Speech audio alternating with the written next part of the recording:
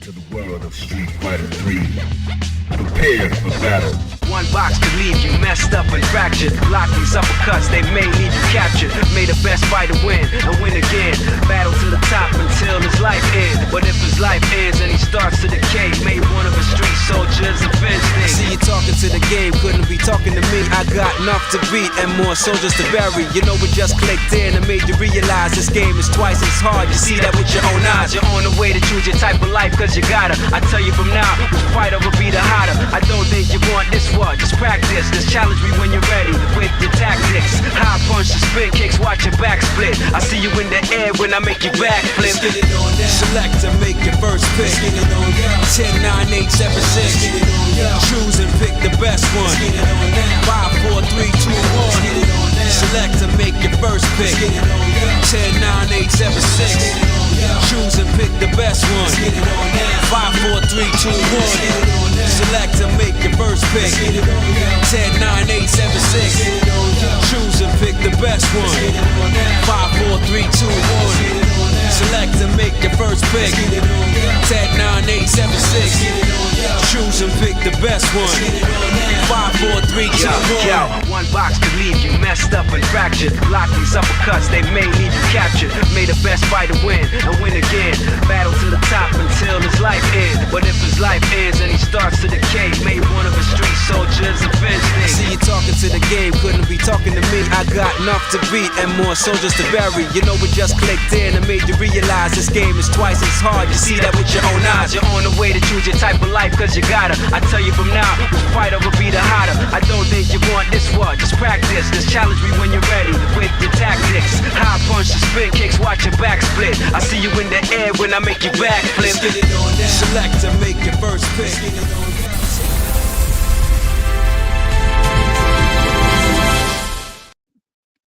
Hey, what is up, Internet? And welcome back to Gaming Academy. We are live here in Bellingham, Washington, 8 p.m., July 14th, 2026.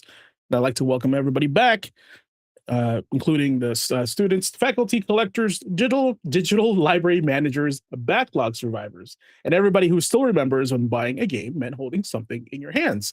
As you know, we've been talking a lot about what's happened recently, and we're going to continue compounding on that because this is very important to us here at Gaming Academy, and also I think a lot of gamers out there as well, especially for legacy gamers like myself. As you can see, physical is a big thing for me. So we're gonna jump on this conversation and continue it because Class 81 is officially in session, and it is labeled as titled "Convenience Has a Cost." So last week we talked about how the game has changed, right? We looked at the industry shift toward digital distribution, right? The decline of physical media, the future ownership, and what happens when more of our gaming lives are tied to accounts, licenses, storefronts, and even servers, if you play Minecraft. Now, tonight, we are talking about that aftermath of all this, right? Because this conversation does not end with just one simple headline. Now, this is bigger than discs versus downloads. This is about how we buy games, right? How we access games, how we preserve games, also how we collect games. Man, I don't mind having a digital library, but I'm sure gonna miss all this stuff behind me here. And also, ultimately, how we share games. Like, I want to borrow a game from a friend. Yeah, can I open your account for that? That's kind of weird. And how much control players actually have over the things they pay for. Now, let's be clear. Digital gaming has done a lot of good. It has made games easier to access. It has helped indie developers reach bigger audiences and has made sales actually more convenient. Can you imagine a world without Steam, right? It has made our libraries easier to carry from one console to the next. But convenience always comes with a trade-off. And tonight, we're going to ask ourselves, what those trade-offs really cost us. And when games become licensed instead of objects, what does that ownership actually mean? Now, also, when a storefront closes, PS3, I'm looking at you, what happens to the games trapped inside it? Okay? When a live service game shuts down, what happens to the time, the money, and the memories the players invested in? Now, when physical copies fade away, what happens to lending, resale, rentals, collecting, preservation, and discovery? Think about all those things as we're going on tonight. And when the industry tells us that this is the future, our players still be our players still be being given a choice or just being asked to accept the new terms, right? And this is where us here at Gaming Academy playing with intention matters. No, like I said before, we don't chase hype here. We don't just accept every update without reading the patch notes. We ask better questions, and a lot of them. Is this worth our time, worth our money, worth our energy, worth our attention? And most importantly, does this respect the players? Now, tonight we'll get into quick bites with Nick and step it up to the cabinet for Insert Coin with Ace, revisit gaming history with Memory Card Chronicles with Oliver, and check in with him as the watchdog as we close out on tonight's final boss. Right? Convenience has a cost, guys. So grab your notebooks, check your shelves, open your digital library, and keep your hype meter honest. The industry may be changing the rules, but here at Gaming Academy, we are still learning how to play with intention. Now, we have a saying here at Gaming Academy is, what is your gamer quotient? Before we jump into tonight's topics, let me quickly talk about what Gamer Quotient Gaming Academy is all about. Our mission is simple, especially if this is your first time here. Playing with intention. That means we don't just play games to chase the hype, clear a backlog, or follow whatever the internet says we should care about. We ask why we play, what we're learning, what deserves our time, how is this hobby can help us grow. Your gamer quotient is your personal gaming fingerprint. It's what you play, why you play, and how you show up when you pick up the controller. Maybe you play for a challenge. Maybe you play for story. Maybe you play for comfort, competition, community, nostalgia, whatever it is. Could be just a discovery, right? Whatever your reason is, Gaming Academy is here to help you, to help us think deeper, play smarter, and find meaning in the games that we love. So as we start tonight's class, ask yourself, what's your gamer quotient? More on that later, but here's the crew here as I invite them all into the faculty room. Welcome in, guys. Man, look at that picture. The squad. Oliver, always so pensive every time I see you in every picture. It's true. He's our dream cast. He's always thinking. He's a oh no. I'm always online. How we doing? Which console are we? Is that? Oh man, are we gonna do that quiz later? Yeah, that'd be fun. Okay. I got a new plan. I'll think about it now. So that's cool. Okay. Well, who are you and what do you do here? Well, left to right. Left to right. All right, Left Oliver, right. Mr. Pensive. Okay. Well, I'm that guy. The guy that everyone knows, but no one's quite sure what the hell I do, right? But I'll tell you this, no matter what, I look good doing it. This makes very many people angry. I don't know why that is. Anyhow, no, I lead up the Memory Card Chronicles, and I do the Watchdog, where I keep an eye out for the best deals on hardware, on games, and I'm a bit of a historian. I always have weird little goofy-ass stories that no one else should remember, but I do for some damn reason, about things that happen in the industry. Well, all the way up until recent, mostly. But yeah, no, that's the score. That's what I do here. Ace, what the hell do you do here? Who is your daddy, and what does he do? Look, I ask myself that question every day. No, Nobody knows. real talk though. Right. Of course, I'm Blazing Ace Nelson. I am your Dean of Applied Sciences. I'm here to not only help y'all explore how games work, how the mechanics work, and explore games from a technical standpoint. But I'm also here to help explain and help people think about how the games that they play work with them. So, why are you interested in a particular game? Maybe something about the mechanics, maybe something about the design just hits that right note with you, but you don't know how to articulate it. I can help you open the door, but it's up to you to walk through it. Hi, everyone. I'm Nick. I have spent 20 years in the video game industry along with James here working at a retro video game store, moving on up to things like social media, sales, community management, all kinds of different hats in the industry. I am all about the history, preserving it. I do retrospectives as well as keep everyone informed with the news. For me, it's all about the community, so being here with you is my favorite part. Being here with these awesome panelists is great, and I love talking about video games. That's why I'm here. Awesome. Well, thanks, guys. It's all right. I am the headmaster of this crazy gaming academy. As you know, I have a separate show on Thursdays where I talk about that and all the stuff you submit. But tonight we have the dream team here. Basically, what I thought about over the years is, what if I can create a team of intellectual gamers from different aspects of my gaming experience and put them all in one place, and we talk about the things that we love while helping other people enrich their lives with the thing that we love. So here I am. Wait a minute. Are we the Avengers? I was going to say, No, he literally no. tried to make the dumbass version of the Avengers. Yeah, he did. Working. He tried to make the original launch trailer for the Marvel's Avengers game that came out by Squeenix. Oh, You ever have shawarma? Not the improved later one, the OG. Like, oh. Just like their marketing, everyone's excited for us, but we don't know what the hell we're all about. That's exactly what that was. Ace, now would be a good time to get black. Oh, that's my secret. Oh, Captain. that's my secret, Captain. I'm always black. On your left. Don't say it. Don't say it. Don't say it. On your left. Well, that's intros. How about I jump into the news? Is that what you want us to do, James? How about that? Get in there with some quick bites. Oh, sweet.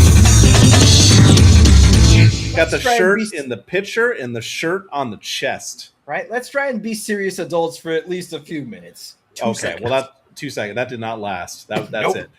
Quick bites in the rumor mill. That's what I'm here for. It's the Gaming Academy's rapid fire roundup of the biggest stories, updates, and whispers in the gaming world from this last week, because an informed gamer can actually understand what is happening in the industry around us. Now, it's been a crazy couple weeks. I didn't get to make it last week. Thank you so much, panel, for holding it down. I have a daughter who's teething and is not wanting to do anything but scream, so I really had to handle that. But I'm back. We talked about a lot of great stuff. I got to catch up on it later. I got to watch the Headmaster's Desk on Thursday. But let's cover these last 7 days. So being able to leave on your own terms in this industry doesn't happen often, as we've seen this last couple weeks, especially with layoffs going off across the industry. But Greg Schofield has done exactly that. The former VP at Visceral and Crystal Dynamics, and the former CEO of Striking Distance Studios, which did Callisto Protocol, if you didn't remember that one. And, the creator of Dead Space, of all things, posted a retirement video on social media. He is retiring after 35 years in the gaming industry. So good luck on your next adventure, Greg. Thank you for everything. The team over at Techland have shared that Dying Light the Beast, which did release this last year, will not have a launch on the PS4 and Xbox One. Now, this was originally promised by the company, but they cited that the overall project would compromise way too much trying to get that on the other last-gen consoles. Not too surprising. Though, what do you guys think about that one? You promised that. It's last-gen. There's a really lot of people holding on to it. Kind of makes sense, though. You have to compromise a lot. You gotta move on. Yeah. Right? We're 6 years into this generation. People, I was just incidentally looking at a Reddit thread on Attack on Titan 3. And a guy was like super juiced up. He's like, "Oh, it's so amazing to me that Attack on Titan 3 is coming to next gen consoles." And like literally everyone's like, "What are you talking about? This current gen?" It's like, no, it's literally coming now to these platforms. It's like, it's been 6 years, man. And it's like, yeah, like I get it, but at this point, I'm pretty sure everyone can get their hands on the hardware. Whether or not you want to pay that price is an entirely different discussion, but availability. Yeah, and it's like availability has surprisingly gone up compared to launch for the PS5. So it's tough. And that's one of the reasons I wanted to bring this up really quickly in Quick Bites, because we were dealing so much with this is another year into the generation, this far on, exactly like Oliver said, where prices are going up. They're not coming down like they normally would at this point. There's no refresh that's coming out that's dropping the price on these things. Prices are only going up. It feels like I have a little bit of temporal displacement thinking about this. Like, how much time has passed? It's like COVID all over again, just that black hole. I'm like, I see this in the news and they're like, oh, they're not releasing for the PS4 and Xbox One. Of course not. But it's just like, oh, yeah, well, all this kind of stuff going on right now, that's kind of a crazy thing to pop up in the news. It's like, oh, it actually is 5 or 6 years into the generation. There are some people still holding on to those last-gen consoles because of the reasons we just mentioned. So that's why I wanted to ask the panel really quick about it. My 2 cents on it is that deving for the PS4 and Xbox One only limits the possibilities on PS5. And also they won't be receiving the same experience for the next gen consoles. So in a way, it's just not worth it. In my opinion, you're not getting the same experience as everybody else. You'll feel left out, and it's Oh, causing a lot of people resources. on that note, just remember Cyberpunk having to release all those different SKUs on the different that's consoles. what came to mind. Right, actually. right. And not only that, like Oliver, you and I have talked about before, even the devs right now they have to deal with doing a Series X and the Series S version. Like that's enough to throw some of these teams into chaos. So Yeah. good, they're moving on from it. They're letting people know, yes, it was promised, but honestly, it probably would have made the product suffer more, even if you aren't playing it. Through a recent interview with Automaton, Dragon Dogma's 2 Dark Arisen's director and producer dropped some news about the game's DLC, detailing that will include over 25 hours of additional content. Now they're saying that's going to have new dungeons for the base game as well, which is really cool. They did discuss the potential of including a hard mode for more challenge, but nothing for sure yet. Great news for fans of the game. Always fun to see some more stuff. It's already hard as it is. Yeah, well, apparently, man, they're going to make it even harder, potentially. Some people were complaining. I wonder who that could be. Just the hardcore gamers in chat. Disney did announce a new deep dive for Kingdom Hearts, which will be happening on August 15th at the company's D23 fan event. Nothing specific was called out about Kingdom Hearts 4. We did talk about that during the Summer Games Fest stream. But we'll see if there's any surprises that day. There might be some stuff that sneaks out. Sony Santa Monica confirmed 2 things this last week, one of them being that the God of War Laufey game will be available on disc. With the internet being aflame after Sony's digital-only future announcement, that's some welcome news for physical game fans. James, the collector there, I've got a bunch of physical discs myself. But by making that announcement, the company also confirmed a release in 2027, since 2028 is when the all-digital feature starts at the beginning of the year. So some people kind of reading the tea leaves there with that one. With release dates in mind, actually, next bit of news, there's finally a release date for Mortal Shell 2, detailed alongside a new trailer that just released. The Souls-like sequel will launch August 20th, 2026, and we'll have a special Revered edition that includes a steelbook. Oh, damn it, my wallet. Art book and prints. With every beginning, there is an end. Nintendo announced that Mario Kart Tour will end service on September 30th, so heads up there if you're still playing that one. Panelists, while I got you here, are any of you playing Assassin's Creed Black Flag Resynced? Nope. I'm not, because my protest is to go and play the best Assassin's Creed. I'm playing Syndicate instead. I'm like, yeah, got that 60 FPS patch, boy. Respect, Got to whoop some ass in London. Yeah, I was just talking to a couple friends of mine. There are a lot of people been talking about Gonna go Peaky Syndicate Blinders again. on some shit. Okay, let me ask you this: is there a significant difference between Resync and I think Syndicate is the last before they reset it to the action RPG, right?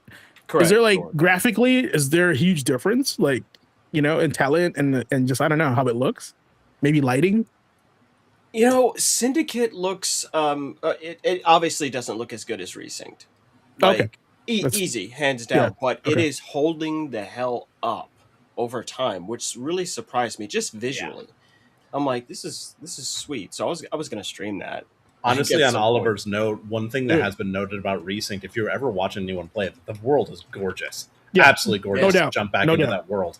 But you can tell that the models have a little trouble sticking to the framework of it. There's some lip syncing, some weirdness, some weird animation. The faces don't exactly hold up as well as the world does, I want to say, but that's a small bones compared to the entire product that you're getting. Really, the reason I brought it up in news especially was because plenty of people are playing it. If you didn't see, the game has already surpassed 2 million copies sold. What's more, it did that in one day. There's still some backlash right now, especially around the aggressive inclusion of microtransactions that are found in the game. Is that even new? It's not new. It's Ubisoft. It's just with this game being re-released, so what was with it and the amount of DLC that they feel is that a lot of gamers are being locked out of. It's a lot more aggressive than you'd expect for a game that's that old that's coming back out. If you played any Assassin's Creed in the last couple of releases, or any Ubisoft game, you're very familiar with what this is. But there's still plenty of people surprised because they really want to relive this game in particular. We've talked about peaks in Assassin's Creed before. This one's definitely one of them for a lot of people. AC repurchase. That's what it is. Not resynced, repurchase edition. Repurchase. On that note, not repurchasing, but just stuff in general this last week. A quick roundup of the new information post Xbox layoffs bloodbath-a-palooza that we had to see this last little bit. A report from Bloomberg this last week has revealed more information from the inside of the company, highlighting that profits earned specifically from Minecraft were used to fund the broader Xbox portfolio as a whole. Makes a lot of sense why CEO Asha Sharma called out investing and having direct oversight on Mojang and King. But it's wild that report is able to say, like, oh yeah, this is funding all of the rest of the stuff, and that makes a lot of sense. Makes sense, but it's still just wild to contextualize. Right. On that same note, Doom developer id Software has lost 50% of its staff in those Xbox layoffs, which we now know has amounted to 136 employees. This led to a lot of rumors, actually, about this being the end of id Tech specifically, but a lot of insiders have pushed back on that with official statements saying that there are still people working on it. In addition, it did take to social media to post recently that while they're obviously hurting from the layoffs and they want to support the people that are affected, their team size is back to where it was for development and release of Doom 2016. So what did I say, guys? Didn't I say that? Smaller, more agile teams. Right. Yeah.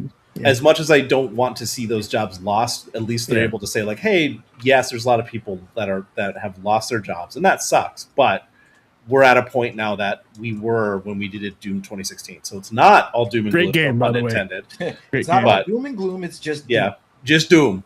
Obsidian Entertainment, on that same note, is being refocused as new reports explain that the team is being put in charge of a new Fallout game.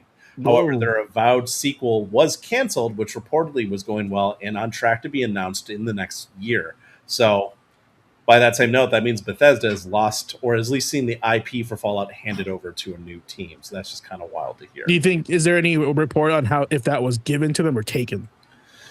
I mean, the word is given.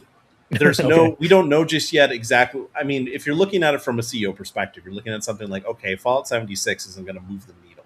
We want to invest into these big IPs, these tentpole IPs that we have, and people have been waiting for the next Fallout for quite some time. So in that sense, it was taken. It was given to a team that can start work now that made a game that was pretty well liked by the community. I remember New Vegas being pretty popular.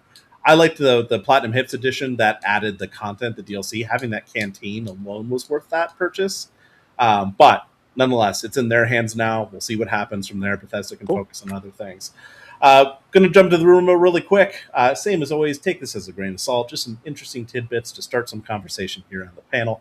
Again, short week for news. I know we talked a lot these last few weeks. I want to get to the bulk of the show, just getting all the juices flowing here again. So I'm getting back into the swing of things. According to industry reporter Jason Schreier, shared via X, it seems likely that Elder Scrolls 6 is still at least 2 to 3 years away, which is wild to think it has been that long since Elder Scrolls 5, 11. That was Skyrim. If your game is more than 2 years out, don't announce it. Yeah. Do you remember that splash screen? That's crazy. Yep, people were hyped, and now they come crashing back to earth a little bit. I wasn't even fucking married when Skyrim dropped, man. Now I've been married for like 14 years. I made a whole ass person. Right? Like, what are you guys doing over there? I made an actual look. Okay, here's all I'm saying. Look, making a human being, especially because Nick's just did it, man. You fucking around with peptides and DNA. You're doing all that. I'm like, you motherfuckers can't make a game, huh? That's just bits and bobs. I actually made a dude who knows how to play classical music. And you're like, man, look, it takes a lot to put this together. I'm like, I don't know. I made a whole dude out of stardust. So what the fuck are you guys doing? It wasn't even a twinkle in the eye, man. I wasn't dating my wife at all back then. That was me still working midnight launches at GameStop. I wasn't dating anyone. There you go. It's like, I don't know what you guys are doing over there. Like, I understand these things take time, right? But at this point, everyone's starting to side-eye you. Like, what are you doing over there? Like, I don't know. And between that with what you said about Fallout and that getting handed over to Obsidian, it's like, oh, so you're doing it again. So you just can't handle this right now? Like, okay, sure. But this time, why don't you give Obsidian a chance to cook? Really fun, brief, but I actually sat down and kind of went over a little history. And it's like every time Obsidian goes to make these sequel projects, these guys are handicapped from the get go, which I just did not know. Like Knights of the Old Republic 2, they had Yeah. like barely a year to make that. And And I'm I was a like, huge fan of that series. That's the only reason I knew that story and the development yeah. troubles they had, which was wild to hear Bethesda's discussions around it. Plenty of other content creators have covered down the line, but if you don't know, I'm sure Oliver can learn you on it. But the too long didn't read, from what I remember, was just that Bethesda held it at arm's length when Obsidian was in charge of it, and then when it did well, then they took credit for it. At least the main studio did, if I remember right. Like, there's a little more nuance to that story than I'm letting on. Oliver, you might be Rat able to. bastards. And for New Vegas, they had a year and a half to make that. Right? And it's like, oh my goodness. And then, most people who Straight up remember when New underdogs. Vegas came out, they were like the whole Metacritic thing, and it was like, hey, if you get an 85, you're gonna get a bonus. They pulled an 84. They're like, yeah, go fuck yourself. And it's like everyone's like, that's low. Like, but I mean, both of those games, both New Vegas and Old Republic, are noted for being particularly buggy games when they launched. They did not launch well. Like, a lot of people kind of gloss over that. It's like, okay, but you played it after all those patches. You weren't there on day one where it was like, oh, this is a hot mess. But now I have the context for why they were hot messes. So I'm really saying, hey, Big difference. okay, Yeah. if you're gonna make them do Fallout, let them cook. Actually, give them a respectable time frame. Look, let's be fair. Let's just break even and say, give them 3 years. And I'm sure it's going to be a lot better, right? But Well, no, with it the was weird. time it takes to do games nowadays, like, that would be the same kind of handicap, it feels like. So Mhm. them getting handed the Fallout IP now, it's going to take time. Like, we're talking 4 or 5 years before this thing sees the light of day in any kind of like respectable final form kind of Yeah. thing. Also, is it even still the same Obsidian team? Like the people For the there? most part, from what we hear, it Yeah. kind of is. And the people being put in charge of it are some of the original creators and directors of the original Fallout team. Oh, okay. So Good. they have the talent there, long-term talent. If you guys remember my retrospective about Interplay, a lot of those people that were part of those original projects are at Obsidian now. That's one of the reasons that kind of DNA kind of carried over with a lot of like RPGs. Chris Mm. Avalone Yeah, actually Chris is was not. just tweeting about that today. And he was Yeah. going, hey, he's like, of the original 73, 12 of them are actively still there and working specifically on this stuff. So I was like, oh, he's like, Tim Kane's still there and all that. I was like, oh, this is good. I don't know how I stumbled across all this relevant information an hour and a half ago to be very topical, but The I swear. algorithm. I swear, man, that's one of the things that happens when I start jumping into the news. We talk about one or Mhm. two things that always invariably end up in like Memory Card Chronicles later in the Yeah. show. It always yeah, happens. so here's what I'll say. Good luck, guys. Like, I love Fallout. I appreciate it so much. I was not happy with New Vegas. I met these men. I talked to them personally. I was very excited about what they were showing, but it didn't pan out for me. I want you guys to get it right this time because you got skunked last time, is what the real score is, and give them the chance to stretch the legs because, if you play the Outer Worlds, that's actually not bad, and it's very, very silly. It's good stuff if they're allowed to just let them do what they do. Let them breathe. Let them cook. Damn it! Like, just. I don't know how much you guys talked about it. I only was able to catch the last show, not the one before it, Mhm. or at least the Headmaster's Death stuff. But when we were talking about all the stuff happening at Xbox, that's the wildest thing to me, is that these games that have been released by these teams were good games. Outer Worlds, Avowed, like, they're good games. South of Midnight, good game. They did not sell well. And that's the thing that we've seen a lot about the discussions behind Game Pass and how that affects, sales and these teams and their vision. But the fact that, Avowed especially I'm looking at is something that had a ton of potential. They're already working on a sequel that was pretty close to being revealed. And now that's just axed. It just goes to show like where the money's being put now. Just like we're saying, like, we're going, okay, get the next Fallout game. You guys aren't able to do it. Like, Todd might have told them like, hey, it's going to take 10 years to get the next Fallout game out, Fallout 5 out, because we're working on this, we're working on Starfield 2, we're working on Elder Scrolls 6. And they're like, okay, we're going to give this to another team. We don't have that kind of time. We got to do this reset now. It's got to be something that makes sense. So Yeah, that's kind of where we're at. Kind of hit the nail on the head. Last couple bits of rumor mill, then we'll get on with the show. Self-described Ubisoft leaker, again, TX has potentially leaked details on the Assassin's Creed Hex project. They've previously leaked correct info about Far Cry 7 and X Defiant, but as far as the Hex details go that they shared, it's going to have a $70 standard edition, $80 deluxe, and a $120 collector's edition. The release date is currently set at June 2027, according to them, but they did note that's a possible placeholder.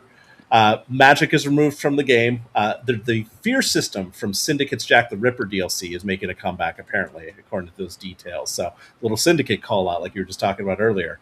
Last little bit they shared was going to have darker graphics compared to Shadows, much more focus on that. It's also going to have a revamped audio system, so you'll be able to tell or won't be able to tell who's on the other side of a wall. So some audio differences. They're trying to up the game on that. That's cool. We'll see if any of that comes to pass, but kind of a couple cool bits of information. Insider Dust Golem is back at it again, this time detailing rumors about Capcom. He's saying that Capcom is investing into doing more lengthy story DLC in the future of Resident Evil. Think the length and ambition of Separate Ways or Shadow of Rose. The idea is that they're going to use this DLC to fill gaps between new releases. He also detailed that the Resident Evil Requiem DLC is very ambitious and is going to be responding to a lot of feedback that the company heard on Resident Evil 9. So, Cool. for fans of Resident Evil, some interesting stuff there. But what really took the cake for rumors this last week, something that hits a little close to home because I knew some people at the studio back in the day, staring down the barrel at Xbox again, more specifically, the studio that can't catch a break from itself, Halo Studios, aka 343. I'm putting this in the rumor mill because nothing is confirmed. It's just a lot of people have started to come on and corroborate the news that hit. It's all centered around Pierre Hintze, who is the head of studio over there at Halo Studios right now. Reddit user Thin White Duke 00 dropped a bullet point list that I'll use to summarize. It's a lot quicker than I could do it. But this is kind of stuff that's been happening apparently there. He has been repeatedly reported to HR for mistreating employees. Apparently, this is just some of the claims. Dismissive response to work-life balance, concerns by saying, quote, I don't give a fuck. Berates development teams, causing fear of presenting work. Downplays employee questions about full-time roles or advancement. Verbally abusive incidents, including telling one employee to, quote, get the fuck out of the studio. Cruel treatment of longtime friend and colleague Michael Farney, who was the former head of production and executive producer for Campaign Evolved, led to his demotion. And then when he went on medical leave, he was let go during leave. Poor project management on Campaign Evolved, constant priority changes, lack of roadmap and planning, then blaming the team despite their efforts to salvage it. There has been insiders who come out and said the team is that were there, were fighting tooth and nail to get this thing into its final form and get it shippable. Other leadership issues over there. Chris Matthews, the studio art director, accused of cronyism, hiring friends over qualified candidates. Inappropriate comments to coworkers, including HR intervention needing to happen, and other complaints. Elizabeth Van Wyck, the CEO, criticized for focusing on personal activities, for example, vacations, instead of studio financial responsibilities. Craig Duncan, Xbox Game Studios leadership, credited with strongly supporting Pierre's promotion despite limited mentoring. So there's been a lot of articles that have come out detailing this stuff, but that's just the quick, like, this is everything that's being kind of talked about right now. And man, we knew they were messing up Halo, right? But this is wild to think that all the things that we kind of complain about, all the bad things we heard about, like leadership in charge of some of these studios, it's all coming from this one dude at the Halo Studios of all things. You'd think there'd be more oversight. Like I said, I had some friends who used to work at 343, some contacts of mine. They obviously stopped working there a long time ago. But it's just, I don't know, man. I love Halo, and it just sucks to hear that there's this constant terrible leadership that's to blame for, like, I'm starting to see now why so many people are just calling for Halo to be taken out of the hands of this company. Like, I get it. If this kind of stuff is actually happening, which it seems to be, a lot of the people are corroborating this kind of stuff, this sucks, man. I don't know about you guys. What do you think about this? It sounds like, I'm trying to find the most generous way to say this while also being funny. It sounds like the shit's being run by Tony Montana. like, damn, he's just going off. But this is a really important thing. As parents, here's the thing: nothing happens inside of a vacuum, right? It sounds to me like this guy has a whole other tier of stress that we don't know about, and shit rolls downhill. Yeah. And it sounds like he's taken that out on the people beneath him, right? I'm not saying that's good. I'm not saying that's correct, but I'm going, that's really unusual behavior in this time period. Why might he be acting like that? But then we can kind of see the pressure. We can see the pressure from up above, with everything going on with Xbox right now, and just the general, there's tension in the video game industry right now. The rope is pulled very fucking tight, and I think we're just starting to see that actually present itself in a more realistic way, like the in a way that makes sense to people. Hey, this guy's acting up and this guy's freaking out, and there's this bad behavior and all that. People are really scared all over the place, right? I mean, between the constant layoffs, which are now happening out of season, right, to companies restructuring, to this company over here is going, hey, you don't own shit, right? Meanwhile, everyone in Nintendo's like, hi, play our video games, and you're like, oh. So I think it's just a Western thing. Like, Here's I basically play our video games, and oh, by the way, for our folks actually working on these games, yeah, here's a raise. I was gonna put it this way. I've been holding on to this all week just for Nick. Okay, you ready? You ready? Here we go. This is my total summary. I was like, man, Jeff Keighley's gonna have a hard one this fucking December. I was like, there's nothing good to talk about. Damn. He's gonna show up. He'd be like, oh, it's the Game Awards. Everything's fucked right now. Here's the trailer. What we're gonna need to do is gonna have a in memorandum section like they do at the Oscars. Just at the end, all the jobs, lost, all the studios closed. Dude. Fuck, man. He's gonna have a rough time this year. If not, it needs to be edited in. So whoever's doing a YouTube video for that one, just he's gonna be there, literally like that dog in the meme, sitting in the midst of the flames, like, this is fine. This is fine. Yeah. It sounds like he's gonna be like, this is High Guard 2. Lord. It sounds like that guy that's managing the studio like never left 2009. Like, and he's talking to people that are like working there currently now. I do know that Windows Central did release some articles on this one talking about how feedback heard there was positive stuff as well. Obviously, there's going to be a lot of stuff painting this guy in a bad light. Like I said, this is still rumor mill. We can't corroborate any of this. It's all if you talk to Microsoft, they're going to give you HR responses, right? All I'm going to say is that if they ever make a documentary of this, it's going to be called Halio Studios HR Involved. That's what it's going to be called. Oh man. Oh no.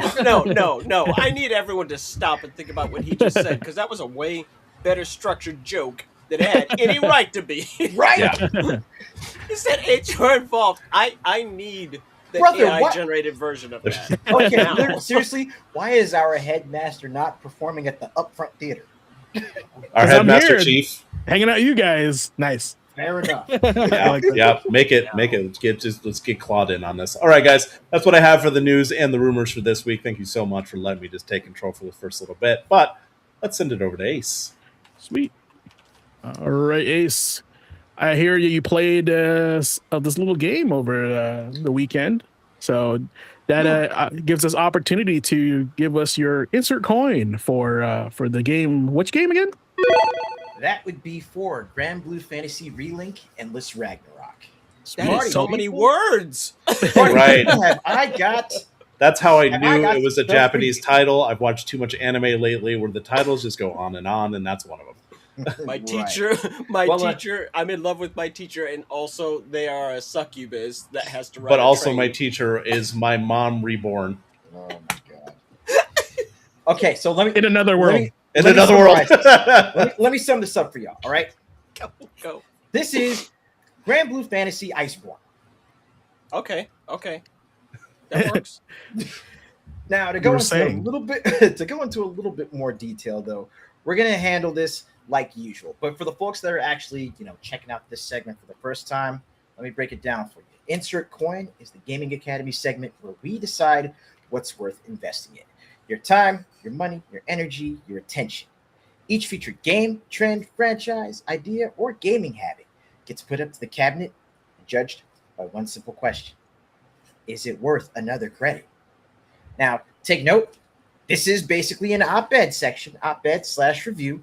We're just we're just a bunch of dudes on the internet talking about video games. We implore you, if anything, to form your own conclusions, because an educated gamer is a gamer that respects their time. So with that being said, we'll go in and we'll break down what makes this game interesting, who it's for, whether it deserves a full commitment, a wait and see approach, or a hard pass. But with that being said, we are going to basically hold this up to the Gaming Academy standard, and we're going to, discuss it through the lens of playing with intention. So as far as, why even pick up this game? It's simple. When I was first queued into Grand Blue Fantasy Relink, thanks to Chop, if you're watching, I blame you. But when I finally got the chance to see the game in action, and I saw just how fluidly it played and how the characters were represented outside of the Grand Blue versus fighting game and outside of the Grand Blue Fantasy, online game, the action had me hooked. So as far as my why, it's real simple. I'm here for the fun. I'm here for the story, because it does do a great job of telling the established story of each of the characters in the title. And on top of that, it's Muso adjacent. So yeah, I've got my eye on this for quite some time. Perfect. But with that being said, with the numerous ways that this game, and especially this expansion, it hooked me, I had to kind of narrow it down as far as, whether or not I actually wanted to pick the game up and the expansion. And my focus on, what I wanted to do in getting my hands on this game was, simply put, to see how it differentiates itself from other action RPGs, to, really get in there, dig into the mechanics, and, I just wanted to focus on learning the game, completing one quest at a time, learning the bosses, learning the system as far as character progression. And over the course of my time with the game and the expansion, I had heard a lot of comparisons. Oliver, I hope you're sitting down for this. I'm sitting. There were a lot of comparisons to Monster Hunter. In terms of character progression, in terms of, taking on bosses to farm materials for, better weapons to fight, bigger and better bosses. There's a good chunk of Monster Hunter adjacent DNA in this game. So again, not trying to pull you specifically into it, but there's It's too late. I'm pulled. there's some overlap. There's some dovetailing here. Now, of course, even though I was hyped for the game, it looked great, especially at first blush.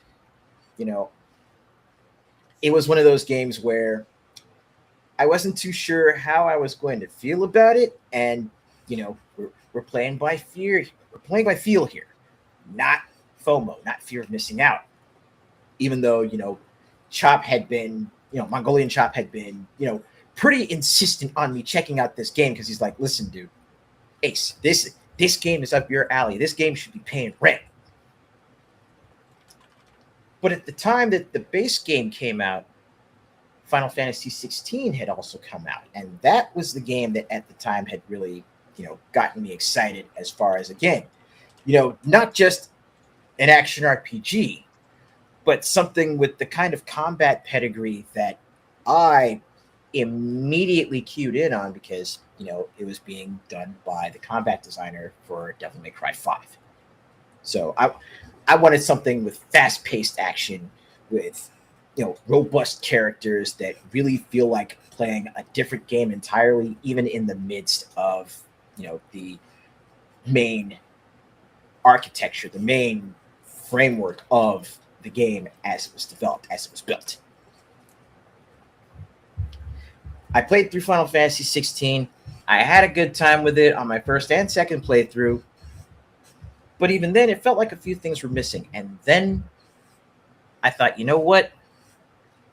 Let's grab Grand Blue and give it a shot. And, well, no, let's download the demo for Grand Blue and give it a shot. And Demo in this day and age? right? But not just a demo for the base game. There was also a demo for the expansion as well. Wow. In this economy? Demos in the big 2.6? Somebody pinch me. Demos for the DLC in there is something different. Who's the dev for this one? This is Cygames.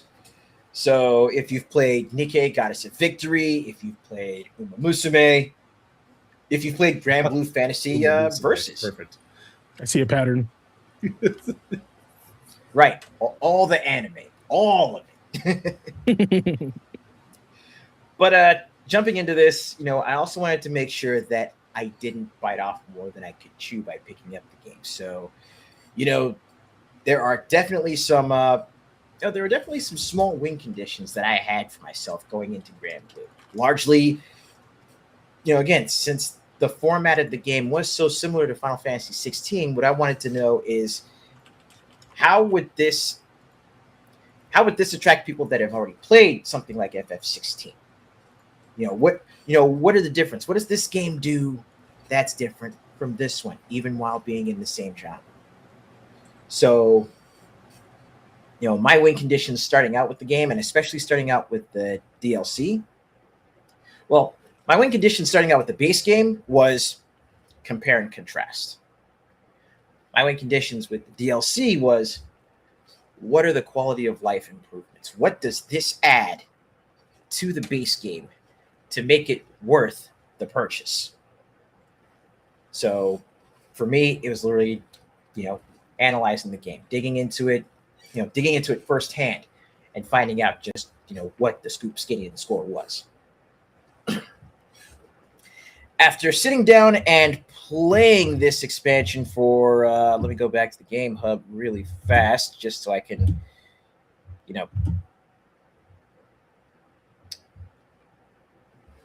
Okay, so it says total for Grand Blue Fantasy Relink is 342 hours, but the time I've spent on this DLC, basically I got it on day one. So I've been on it for, let's see, roughly 4 hours a day. It's been about 15, 20 hours thus far. I don't know. That ad that was showing has my money. I'm telling you, I was looking too. I was like, because this my favorite thing is garbage ads, right? They're so weird that it's starting to turn into an art form. We are farmers. Dun, dun, dun, dun, dun, dun, dun.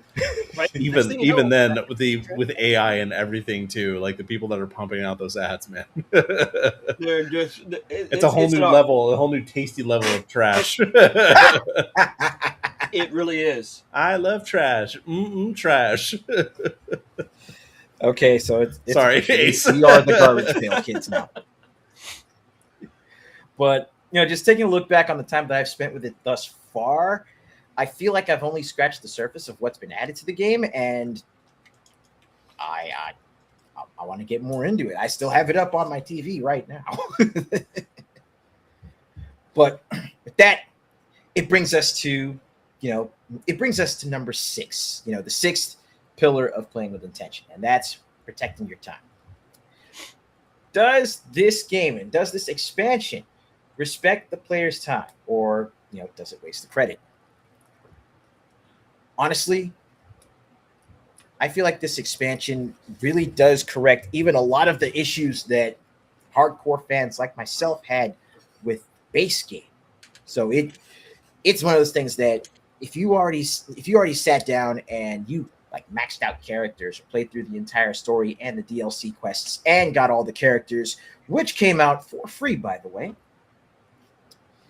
then you're gonna like the extra seasoning that's been added to the steak.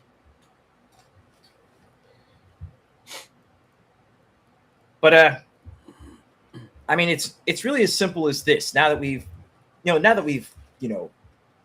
covered it through that basic lens, let's give it the coin test. Let's take what's on offer and hold it up against what it costs. Now, the real cost of this one, again, the cost isn't always just money. But since money is, the forefront of a purchasing decision, I'll lay it out for you right here. We'll get down to brass tacks. This DLC, this expansion, is priced as a full expansion, and it's going for $30 on top of what you've already purchased for the base game. But here's the thing. If you haven't picked up the game yet, if for some odd reason you missed it or you're waiting on it, you can get the base game plus the expansion in a bundle for standard MSRP, $59.99 before tax. The whole thing. The whole thing. The whole thing. Okay, that's respectable. So yeah, I can tolerate that. So yeah, it's like picking up the final battle bundle for Attack on Titan 2. Oh yeah. Okay. Now, as far as the time cost goes, playing through the main story in the base game is, I'd say 10, maybe 15 hours. It's a short shootout if you're just going from start to finish. But you got to look at it like you would, say, Dragon's Crown, right? The story, like playing through the story campaign, is what introduces you to the mechanics, the setting, and the characters. That's a great example, because that story is really meaningless. It's just enough to get you going, right? Right. And the story in Grand Blue Fantasy Relink is definitely, the kind of story that gets you going and might even get you interested in exploring the franchise and the characters outside of this game in particular. But where the real meat and potatoes hits is once you finish the story and you go into the post game and you go into the online quests and you go into the higher difficulties, and then you go into the character progression as far as building up weapons, sigils for character customization, building up stats, and even on top of all that, the new content in the expansion, like I said, it's Grand Blue Fantasy Iceborne. This is post-game stuff where if you think you were going to head into the early battles in Endless Ragnarok without at the very least having one character that has their ultimate weapon locked and loaded and ready to go, you are in for a bad freaking time. You know what this looks like more to me? This looks more to me like Dragon's Dogma, but with a more cohesive experience overall. You could say that.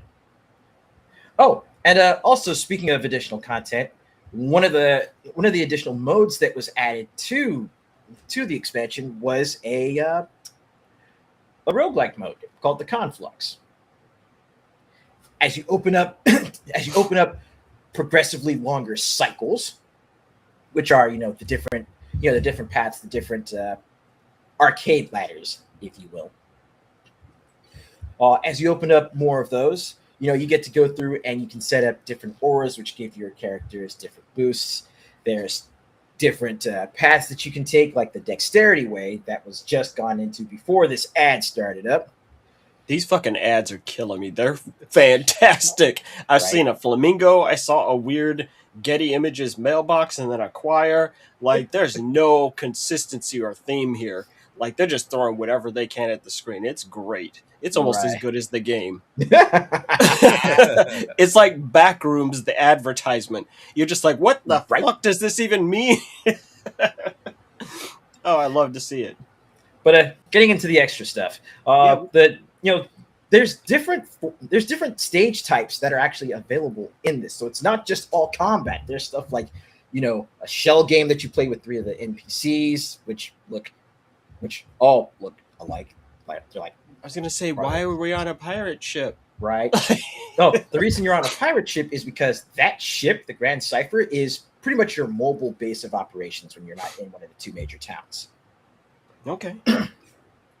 But there's stuff like Spot the Difference. There's Shell Game. There's literally, chasing down one of the slimes in like an obstacle course. And then, of course, the different combat arenas in the roguelike sections do everything from a standard skirmish to like multiple waves of enemies to boss battles, and then you have like conflicts enhanced boss monsters that you can take on as well, and still farm for parts and still farm for components for building up your weapons to move on to the next higher challenge. So again, it's that Monster Hunter grind loop. Yeah. That makes sense. Button. Ahem. Button. Uh-oh. Uh-oh. Uh-oh. Technical So- difficulties. Was it muted? Yeah. Yeah. Yeah. Yeah, that makes sense. There we There go. we go. But yeah, there's gonna be a good chunk of time, and honestly, I feel like a good chunk of energy and attention that you're gonna be putting into this, because even though the story itself is just barely enough to get you going, it's still enough for the characters to actually really grab you, and it's still enough to get you invested. And then you've got the Fate episodes, which are character backstories that you could play through, either little vignettes or small miniature stages that as you play through them, you get stat boosts. So you actually get rewarded for effectively going through the codex, you get rewarded for going through the library. And now that we've actually held up the content against the cost, let's talk about the value, the return on investment, because apparently ROI is what seems to dominate the gaming industry these days. Yeah. But let me put some real ROI in front of you. If you're a fan of action RPGs, if you're a fan of anime, if you're a fan of the character designs from Final Fantasy Tactics, because yes, the character artist from Tactics is the lead designer for the Grand Blue Fantasy series. No shit. So if you're Okay. following the art style, if you're following the artist, give this a go.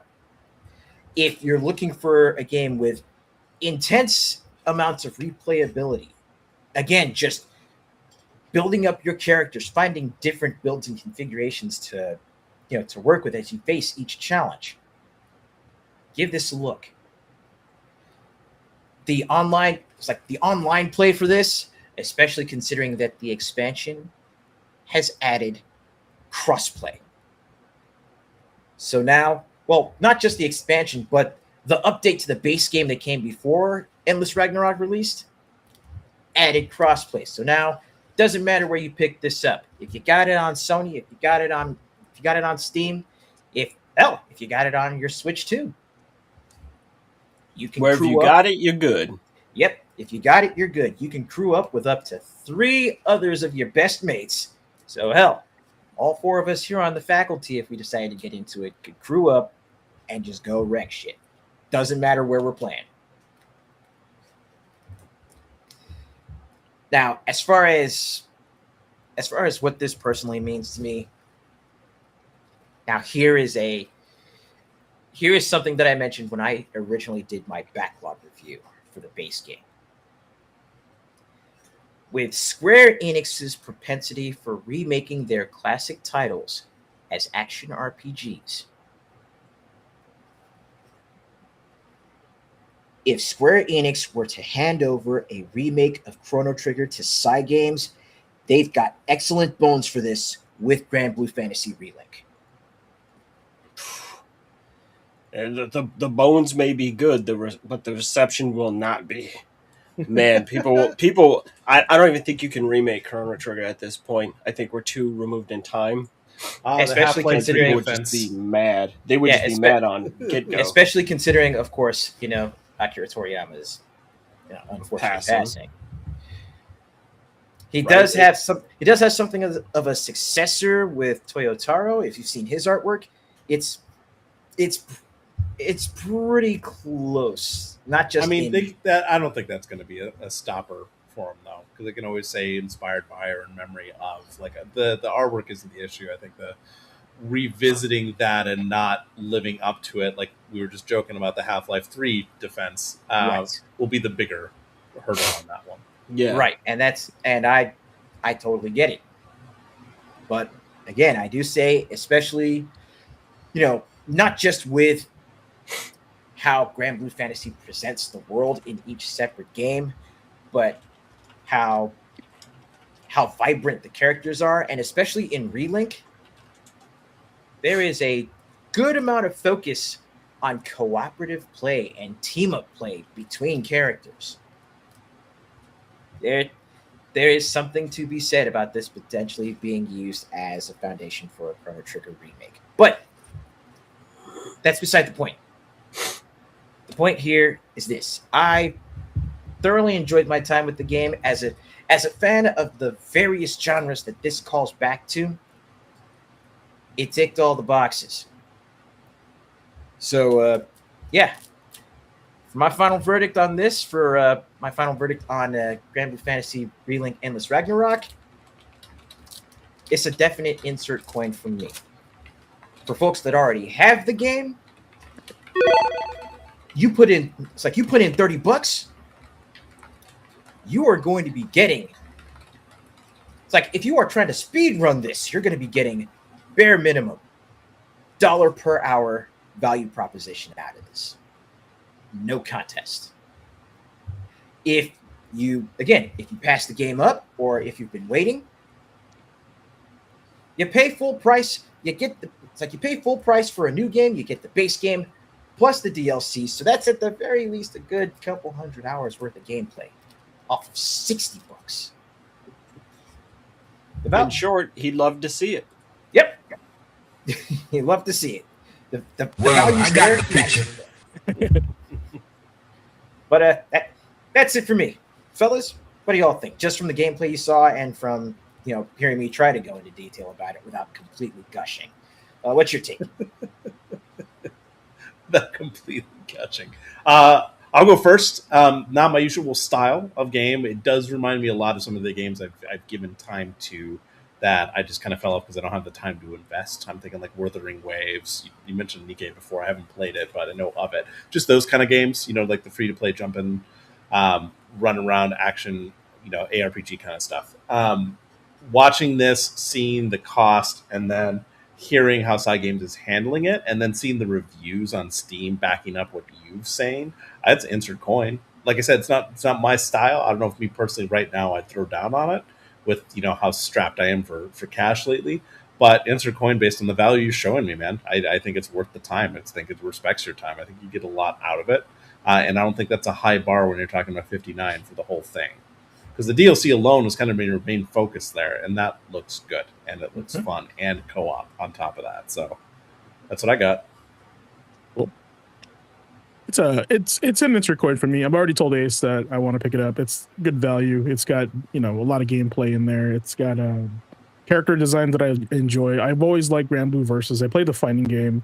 When he said it was very similar to Monster Hunter, I was kind of like, okay, I'm listening. Right. And just kind of looking at like the gameplay of it between, just the combat and kind of like the gameplay loop. It looks like something that I would play and pick up, put down, play, pick up, put down, and not necessarily just like, play all of it in one sitting. And it's okay to play for like 30 minutes and then put it away. If that is that true, Ace? Like I haven't played it yet. Yeah, no, it is. It's definitely a good, pick up and play in short bursts kind of thing. Cool. Yeah, insert coin for me. Chad, as it's true. Chad, is this true energy? Like, yes, turns out. So, Oliver, what you think? You know where I stand on that. Anything that I think that stretches out the value of an existing core game, I'm all for it. Right? If someone's like, "Hey, I was playing this game and now I just managed to pull an additional 150 hours out of it or whatnot," I'm all in favor of that, right? Like, especially if it doesn't break your core content. I'm like, no, let's make it happen. Cool.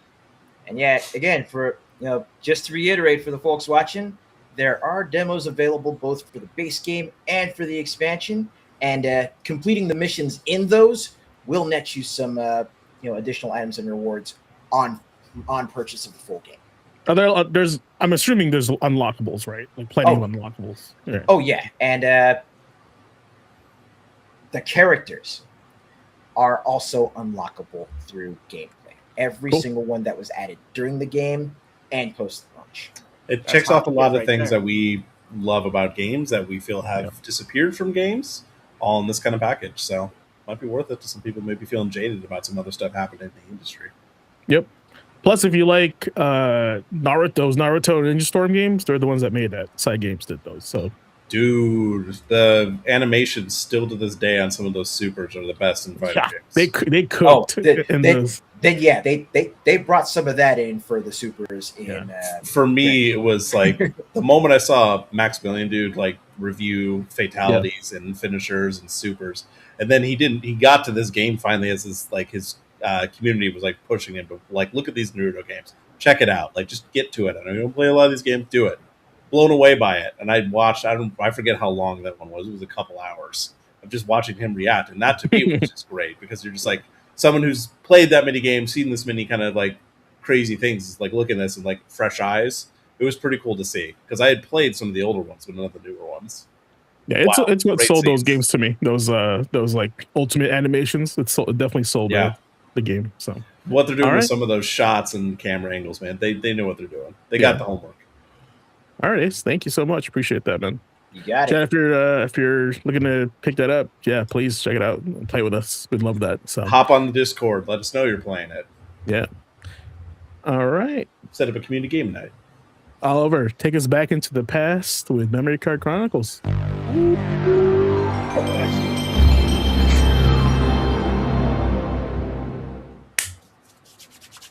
Okay, well, I gotta wind it up because I got dumb shit to say this week. You know, especially because I've been.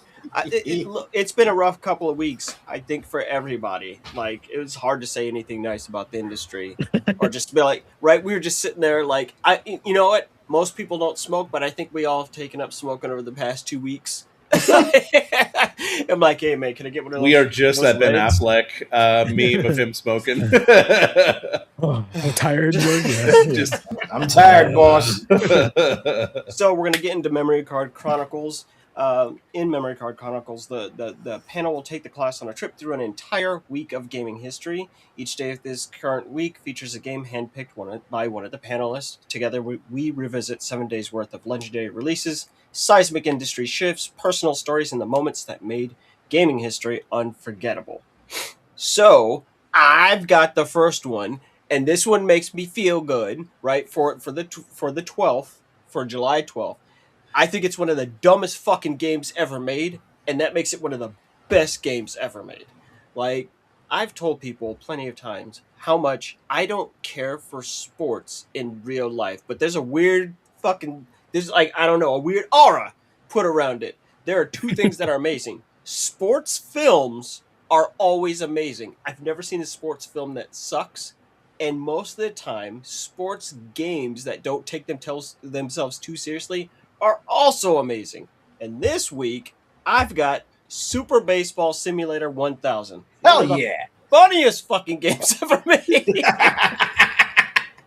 You're like, what does that mean? Well, Super Baseball Simulator 1000 is just a baseball game. However, shit gets out of hand real quick. And I'm not sure if we're going to see it in the footage, but with Super Baseball Simulator, you're able to really get into each of your players' skill sets in nonsensical ways. Like, look, see, Oh, he's God! doing it right now.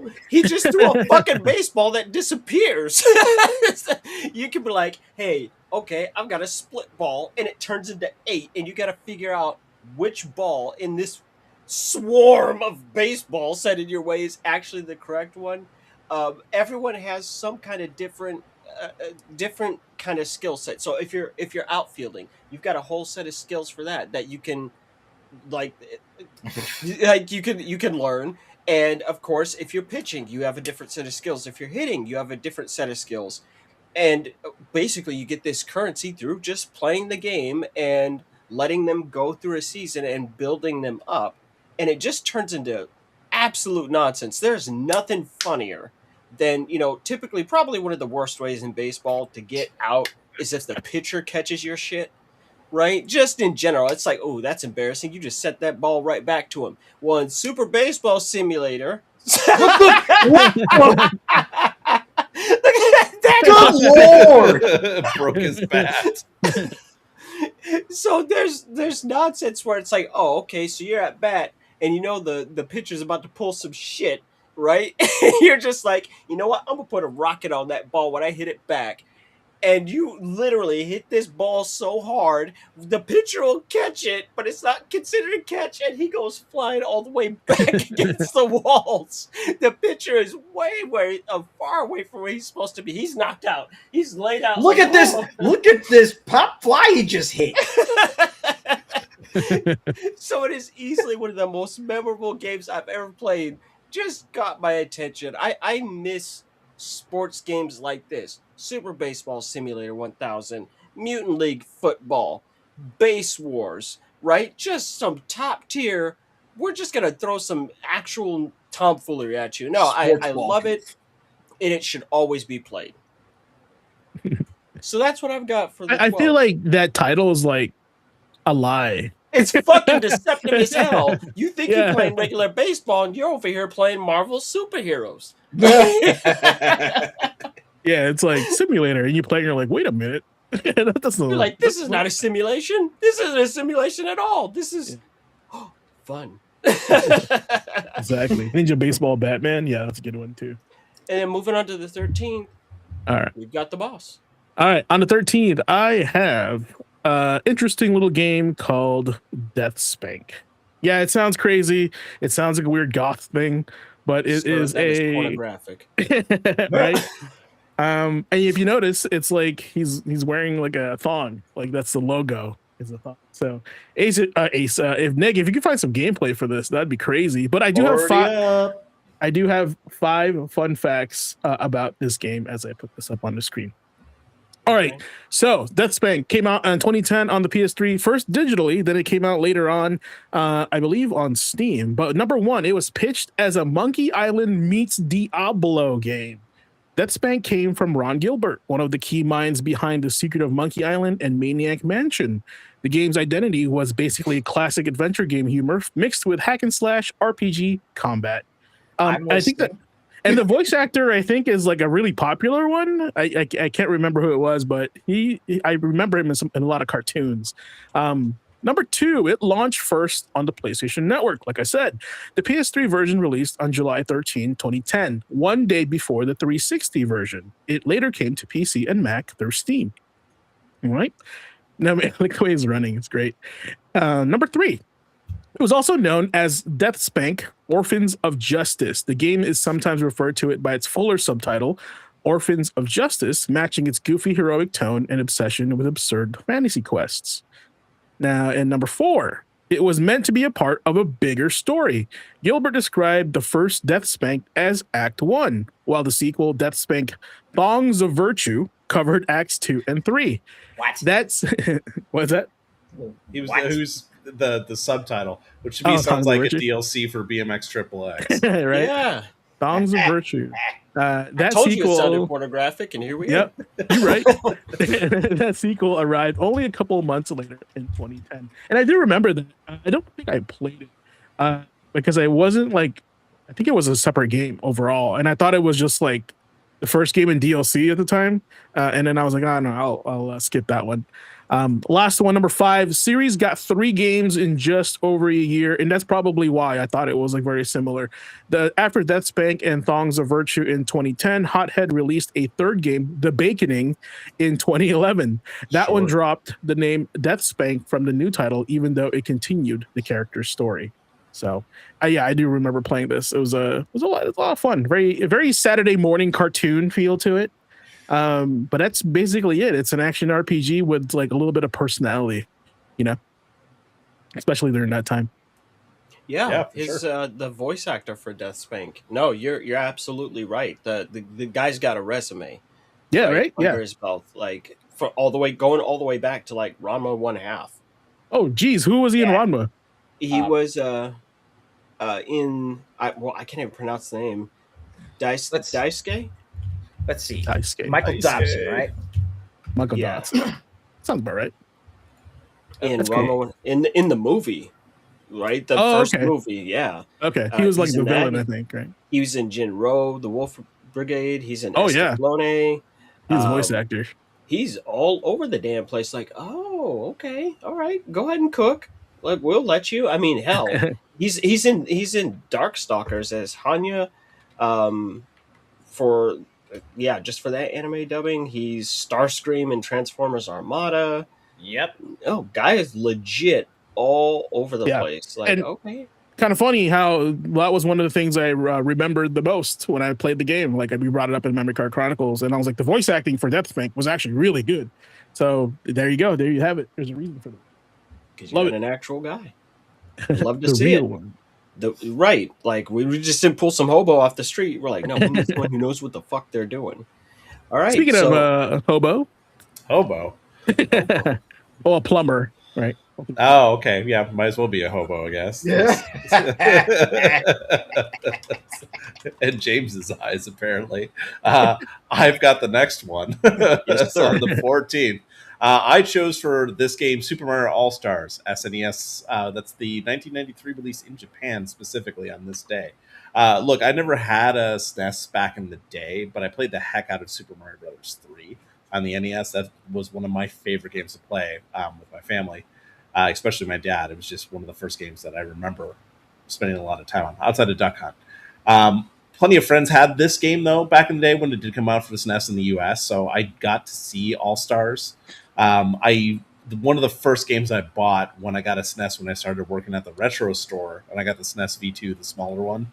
Um, this was one of the first titles I grabbed. Beyond the 4 games that are on it, this was actually the first time in the West that we got to see the Lost Levels, which, if you didn't know, the Lost Levels were the actual sequel to the original Super Mario Brothers, but it was actually withheld from our market because they presumed that it was going to be too difficult for American audiences. Yeah. So a lot of these levels I had never seen before. So that was like an extra thing in my mind. I'm like, ooh, this is something new. I had no idea. I didn't know till much later it was a sequel to the original. So it's kind of cool to see. They were hard. They were hard. They were right about that. Yeah, you're right. People like, this is well before Dark Souls was a thing and Demon Souls, where you like the difficulty of the game is the pull. I didn't have that kind of patience back in the day. I still don't have the patience now, so I guess I got it from this. In case you did forget, one big thing I remember was the addition of the save feature in these games, so you can kind of actually like save where you're at and come back later. Which, if you didn't play the original games, there wasn't that. You had to beat that thing in one sitting. Also, with Super Mario Brothers 3 on this cart, on the SNES cart, it wasn't just a graphical swap. They actually released the game with entirely different hitboxes and different physics compared to the OG as well. So if you're like me, you went in, you played 3 thinking it was going to be the same game, but like looks prettier. It wasn't. Threw me off my game when I was playing it because I had learned those muscle memories and I had to relearn. Thank you. I wonder if that Thank you, ruined Nick. a lot of speedrunners. Let me tell you why. Because I sat down like a fool 6 months ago and I played Super Mario Brothers 2. I got my ass beat, and I know that game front, back, and center. I was like, haha, yeah, I'm gonna play this. I was sitting here fucking sweating like Ted Stryker trying to land that damn airplane. I was like, am I crazy? Have I fallen off? And like, no, this shit is mad difficult. Even like Super Mario 2, no, I was dying and using continues and shit. I was like, the hands are trembling. Yeah. It's one of those things, man. Like, to be completely honest, I am starting to like dread the moment that my daughter talks shit and I have to play a game against her. I don't know if I'm going to have the skill to back it up if it's a game that I haven't played in a long time. So it's going to be me, like you said, sweating, just being like, oh no, she's got this. This is not good. Like, I can't back this up. Yeah, she's gonna boot up Mario Brothers 3 and school me on it. I'm gonna be like, you know what? Screw this. Turn it off. We're playing Counter-Strike, and you're gonna learn. You can't talk shit. Also, one fun fact: I didn't remember this until I pulled this back up. But did you guys know that Domino's did a $25 million contest around the launch of this game in the U.S.? No, I didn't. No, I completely forgot about it. So, chat, if you didn't know, Domino's ran a ad campaign to do a $25 million winner, like campaign winner. A lot of other like items you could win were like the play sets. You could actually get the console. You can get the cartridge as well. But yeah, every time you bought a large pizza, I think it was, you got scratch tickets, and you had to scratch off the tickets to actually find out if you won or not. But they were giving away a ton of money. So one weird thing about this part of history, apparently some people that were looking into it, the details on the winners have been lost to time. We have no idea if and who won. Apparently there was winners because they found pictures online of at least 2 winning tickets, but the details on that have been lost because apparently rules at the time with laws, they only had to hold on to the details of that for 6 years. So we have no idea who ever won that. Wow. But it's crazy. A little fun fact for you. 1993 SNES release.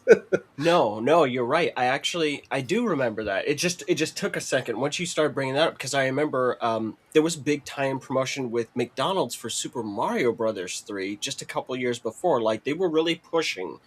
The Mario was really penetrating the mainstream in a big way, and it was only when you said that I was like, wait a minute. Yeah, that's I mean, it makes me want to watch The Wizard again. I had no idea there was that much money given out, because I'm still thinking of like, a little bit later when we're talking about Advent Rising, their $1 million thing, and the failure of that. Like, Nintendo in '93 was doing a 25 mil giveaway with consoles and stuff. Like, they had money to throw around then, but that is wild. Homies don't know about video power. I have a very tiny story that's just a feel good with all the shit we're about to talk about, tied into Super Mario Bros. This year. So this week was a huge get for me as a father. I got up, I went to the local hobby store, I went to their NES section, I grabbed a copy of Super Mario Brothers.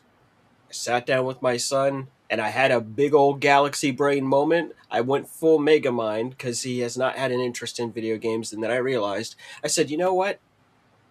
My son always wants to impress me. I think there's an undue amount of pressure on him. I'm just going to sit this console down, plug in this cartridge from 40 years ago, and walk away, right? And just let him enjoy it on his own time and speed. My son cleared 1-1. All by himself in Super Mario Brothers this week. And it's the cutest shit you ever saw. Because every time he goes into that pipe after clearing that castle, he says, Mario made it to the universe. And I'm going, what the fuck does that mean? I'm like, what does that mean? Where are you coming from? He's feeling the cosmos. He's feeling the damn cosmos. But it was so satisfying to watch, to go, we have literally connected through time with this old ass piece of hardware from then, and he doesn't have a problem with it. He's like, yeah, this is hot. He loves it. And it's just this is what all that game preservation stuff is about. I think that people are missing. I could share that with him, right? Not through an emulator. He's actually having to sit down, put the cartridge in, turn on that power button, do it like I did back in the day. You'll meet me where we currently are, but start at the ground floor. And I can't wait for you to have that same moment. I also haven't beaten Super Mario Brothers 1 ever in my life, so if he does, I might have to take him out, right? I can't have that. I can't have that hanging over my head, so I better get on that shit. That is some Mishima-esque.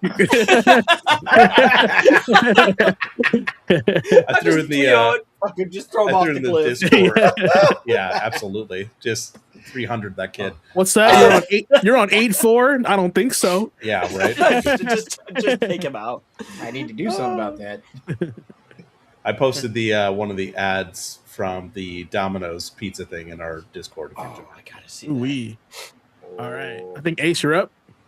Yes, sir. He is up. Yeah, next is me. So on 7/15, back in at magical year at the turn of the century, or before the turn of the century, we call it 1999. Cool. Japan gave us this ditty, wonderful little ditty, this piece of artwork that they like to call Legend of Mana. Now, back when I was doing my little themed set of streams over the course of June for JRPG June on my channel, I figured, I wanted to talk about and play games that I thoroughly enjoyed, but didn't get as much of the spotlight as, say, some of the big hitters like Final Fantasy, right? So I popped in Legend of Mana, and I was immediately taken like it. It was a Ratatouille moment because Damn. popping this game in, it felt like I was immediately transported back to, you know, back to when I first sat down to play this on my old PS1, and just, after playing games like Star Ocean 2 and Xenogears, doing the whole, 2D sprites on 3D backgrounds deal, when I sat down to play Legend of Mana, it was all sprites. The backgrounds animated so fluidly, and they looked absolutely gorgeous. It still holds up even today. It looks like you are playing through a painting. It is some of the most whimsical visual language that I have ever seen in a video game to this day. And the feeling that I got just from playing it, it's honestly beyond words, even thinking back to it now. But what's more is that even, sitting down and playing through this game, and, somehow fighting through the numerous bouts where I was just spellbound from the visual design, and of course from the music taking me back as well. As I was playing through the game, doing my usual hands-on grunt work, I learned more about the mechanics of the game that I didn't even know back during my original playthroughs back in the late 90s, early 2000s.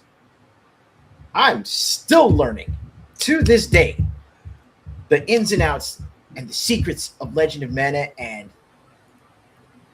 it's like a whole new experience. I can help elaborate on what Ace is talking about with this.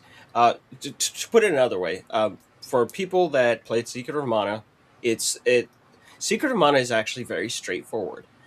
Legend of Mana sure the fuck ain't Secret of Mana. Okay, this is the most esoteric shit you've ever seen. It's kind of like, I want you to imagine Ghostbusters, right? And Peter Venkman, we get Peter Venkman. You're like, oh, okay, you're full of shit. Right? Or Winston Stedamore, right? Like, where you're just like, oh, okay, you're just a guy. You're just trying to get a job. You don't even care what the hell you're doing. I'm talking, this shit is like Ray Stantz, okay? He's always busting out Tobin's Spirit Guide. This game is literally just the most craziest shit every time you turn around. All I have to say to anyone that's played Legend of Mana is dud bears, and they all go, Shut up! oh.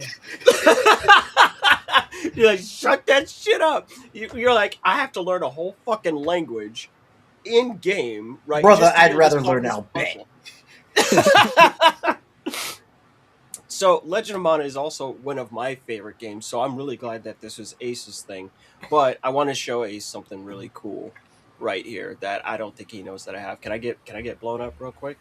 Yeah, got you. So Legend of Mana came out in 2000, right? Originally on the OG PlayStation, and it was one of those rare, harder to find games. And that's why, bam, I have a physical copy of the re-release of Legend of Mana on the PS4, which was never released in North America. It is not. The only way you get your hands on this is through import, right? But it released in an English-speaking Asian country, so it'll work just fine on your hardware. But when we say buy shit, like, do the thing, it has trophies, all that, get the things that are important to you. I picked this up the second it released because I knew I wanted to share that experience with my son. Because Nice. I hated Secret of Mana so much. It just does nothing for me. But Legend of Mana is so fucking weird. I mean, there's a cactus who got a diary, and you're talking to a tree, and next thing you know, you're remaking the world with colored blocks, and then next thing you know, you're like, do I have nunchucks like Bruce Lee? It's like, yeah, you beating ass with nunchucks. And you're like, it's like, oh, what's the story? No one knows the fucking story of Legend of Mana. It's so true. I don't know what it is. That's crazy. But that's one of the magical things about it, is that it makes sense when it all comes around together, and you go, that was one of the most different things I've ever played in my life, and it really sticks with people. And also, it's Monster Rancher. Yep. Yep. Yeah, it's weird because like if you're coming off Secret of Mana and you're playing this and you're like, wow, this is nothing like the original, it might set some weird expectations for you. So you go into it open minded for sure. The culture shock is real on it, but Yeah. it is a memorable game. That it's one of those, hey, you got to stick with it for longer than what you normally would, but then suddenly it all makes a weird kind of sense, and you love to see it. So yeah, stay on that. It's a banger. We have nothing but good stuff this week. It's great. Hey, you got one coming up right here because you need to explain this game to a lot of people. Here I we go. damn near just went and grabbed it just now.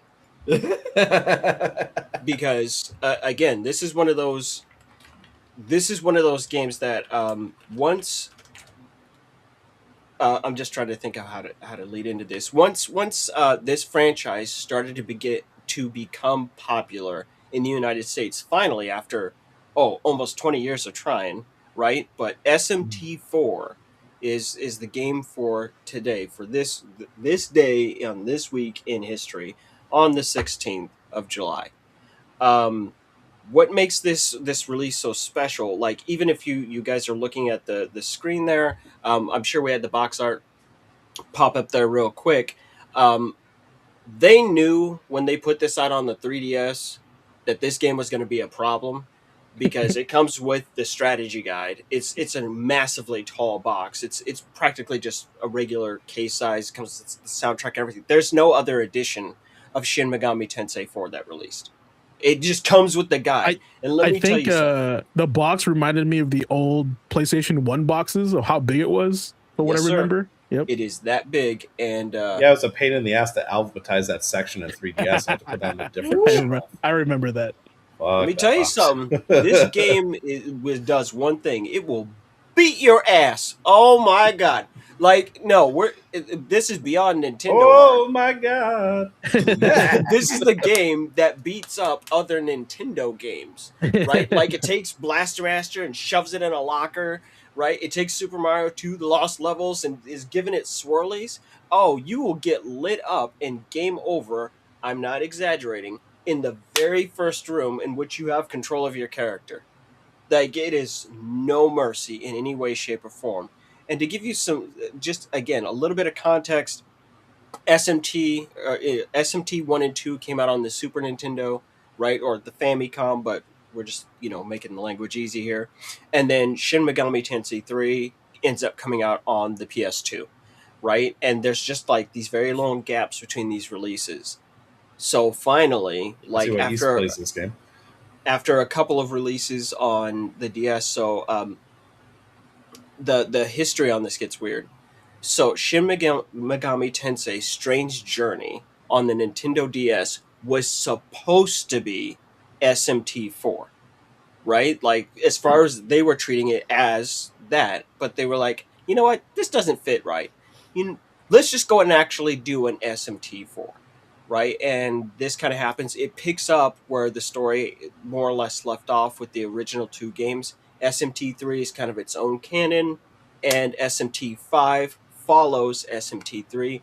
But this game is actually pretty damn rare anymore because it has never been remade. It has never been re-released. We have no clue how that would even happen at this point. People are hopeful, obviously, because they did that HD remaster, right, for SMT3 leading up to the release of Shin Megami Tensei 5. But it's so different. It mixes in elements of Strange Journey. There's, again, whole games that you have to play to really understand the context of what's happening here. But they took some of the good parts from 3, like the, hey, you can actually see yourself running around in the dungeons, because historically, the franchise was actually a first-person dungeon crawl, not unlike Wizardry, right? So they were like, okay, the whole thing that we did with 3 worked. Let's go ahead and vibe with that, but we'll have the first-person battler kind of thing. And no, you get beat up in really interesting ways. There was also deep integration with the 3DS.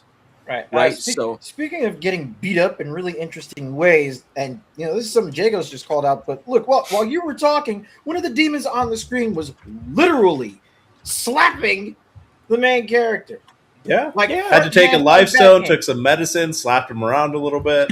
Took his lunch money, let's put it and then this way: said, "Why are you trying to talk to me? Why are you trying to even hit me up?" loose, I've been there. even loose, the game is $40 with nothing else. I mean, Shit. no case, nothing. Like you're gonna pay a minimum of 70 just to get it with the damn box, not even the big whole box. Like Wow. it's a mess. Um, but like there was just one other thing. They did do an expanded version of SMT4 later on, SMT4 Apocalypse, with an entirely different character. Just kind of, hey, here's what this guy's doing during the events of this. But there was a really interesting integration that it had with the 3DS. So you could continue to play even after you gamed over by giving coins to Karen, right? At the River Styx. But you got those coins by walking around with your damn 3DS with the pedometer, right? Uh-huh. Like all that stuff and Street Pass and all that Love actually that. helped you stay in the game. So it's a weird one. It's a weird one, but I don't think it should be missed as far as for RPG addicts. It's a Yeah. great time. It's a great time. So, like, how is this? And your people are gonna kill me for this, but is this in the same universe as Persona? No, no. Okay. So the idea is okay. I'll make this super short. Yeah. Okay, so we have SMT1 on the Super Famicom, and like the biggest plot point of the original game is that Thor um, disguises himself as an army general, and he kickstarts a nuclear war on purpose, right? And the Okay. world gets Damn. destroyed. Um, it's also kind of tied into. Did you ever see The Mist? Yeah. Yeah, okay. That Project Arrowhead, okay, same. That's actually the core plot of SMT proper, where there is a whole separate demon realm, and we're messing around with trying to open portals to other dimensions. We discover Makai does exist, Yeah. but we can't perceive demons properly. So I'm not bullshitting you. This isn't me making this up. So Stephen Hawking is like, well, this shit can't stand. Right? And he creates a program, the devil summoning program, that allows people to properly perceive these creatures from this other dimension.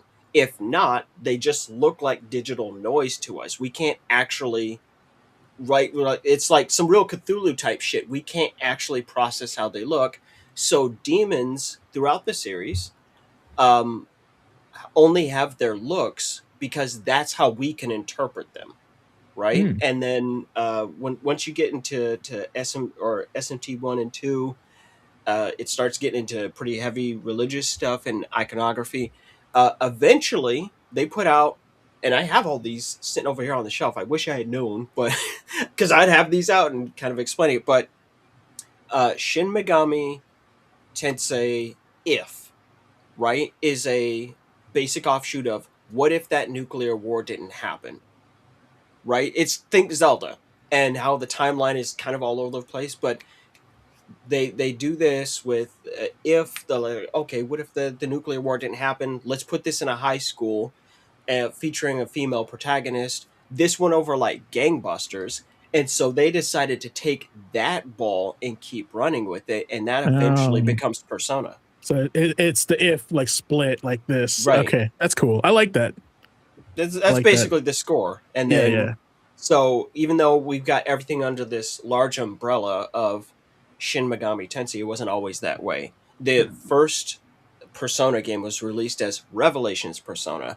Like they thought that Revelations was going to be the name that they do for this. So there's actually another Revelations title on Game Boy Color, just Revelations: The Demon Slayer, that is completely tied into this stuff, right? And then of course you have Devil Summoner. That's a separate kind of, I don't know, I'll just say it, imprint, right? That Mhm. folds into the greater universe as a whole, right? So there's Devil Summoner Soul Hackers, Devil Summoner Raito Kuzunoa versus the Soulless Army.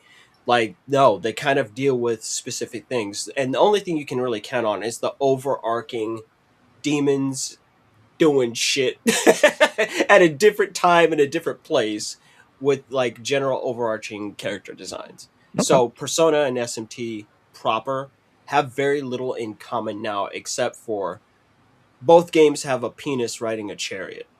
That I cannot forget. I remember seeing that. Like Yeah. this is really what it comes down to. But no, Yep. SMT4 is just great. It's a fun time. So it's so funny when I was looking at my games, I was gonna pick the exact same game that you have for the 17th because I love talking about that game so much, figured. and I want you to do it. All Just right. take the ball and run with it, baby. Here's the ball. You cannot hide from what they call the sun. This game is called Boktai. The sun is in your hand. So last time, I think on the show, we talked about how Hideo Kojima made some other games that are not Metal Gear, and this was one of them. I'll give you some 5 fun facts on this game while I throw the gameplay on the screen here. And of course, anything that I miss, because I'm sure there's a lot, Oliver can take over for that. Number 1, the cartridge had a real sunlight sensor. Yes, ladies and gentlemen, last time we said this cartridge had a solar sensor built in on the cartridge, so you can go outside and power up your ray gun. Boktai famously used a built-in solar sensor on the cartridge. You literally had to take your Game Boy Advance outside or near sunlight to charge your in-game weapon, the Gun del Sol. It's an awesome name for a gun. Number 2, Hideo Kojima produced it. The game was produced by no other than Hideo Kojima, best known for MGS, Metal Gear Solid, and more. You can feel his influence in the stealth mechanics, weird systems, and the way the game blends real-world behavior with gameplay. Number 3, sunlight was part of the combat system. The stronger the real sunlight, the more solar energy Django could use. Fighting vampires was easier in bright sunlight, while playing in the dark made the game harder and forced you to manage energy carefully. Number 4, the game made you finish bosses outside. Oh, I don't know how kids will take that today. After defeating certain bosses, you had to drag them to a purification machine and use actual sunlight to destroy them. It made the final step of the fight feel like a real-world ritual. And number 5, it was one of the most touch grass games ever made. Long before fitness games and AR games became common, Boktai pushed players to physically go outside. It turned sunlight into a resource, making the real world part of the game design. And I'll do a bonus line here for the panel, for the show. Boktai didn't just ask you to play with intention, it asked you to check the weather first. That's cool. Nice. It's amazing because, parents are like, go outside. And you're like, but mama, what if you bought me the game that tells me to go outside? That's a great fucking compromise. If you don't take your dusty ass outside and touch grass now, it's like, why not both? Right? Kojima does amazing things. He really is, if nothing else, it doesn't matter if you like this guy or not. You can honest to God say, you are a creative cartoon character of a man that has some really just off the wall ideas that are at least interesting to look at or consider. Just like, haven't heard anything like that before. That's real neat. And I do believe they followed this up with at least one sequel. They did, Am I correct? I believe so, yeah. Let's see. Boktai 2. Solar Boy Django. Yep. That's pretty cool. Let's see. Now, wait. Was there another? I think... No, This there's like one- 4. There's like 4 of these damn games. Like, what? I thought there was only 2. No, there's Maybe we 4. only got 2 in the US, probably. So the 4th game is called... No, it came out in the US, but it's on the DS, and the 4th game is called Lunar Nights. Oh, right? the opposite. Yeah. And the game revamped to remove the necessity of using the real-life solar sensor due to player troubles. Boom. Oh, that's fun, but it still retains the functionality if any of the Game Boy Advance game Boktai cartridges are inserted. Well, that's fun, right? Oh, It's like a so Game if you Genie? Kinda. It's like if you don't have it, we got you. But if you do have it, also, hey, we're gonna change the experience for you. I love that. That's pretty cool. That's great. So the what is the third game then? Because there's Boktai 2, Solar Boy, Django, Lunar Knights, and there must be one that we missed somewhere in there. Boktai, you said there was 4? Yeah, there's 4. But it was just don't know. called Boktai. No, Boktai 3, Sabatis Counterattack, Japan only.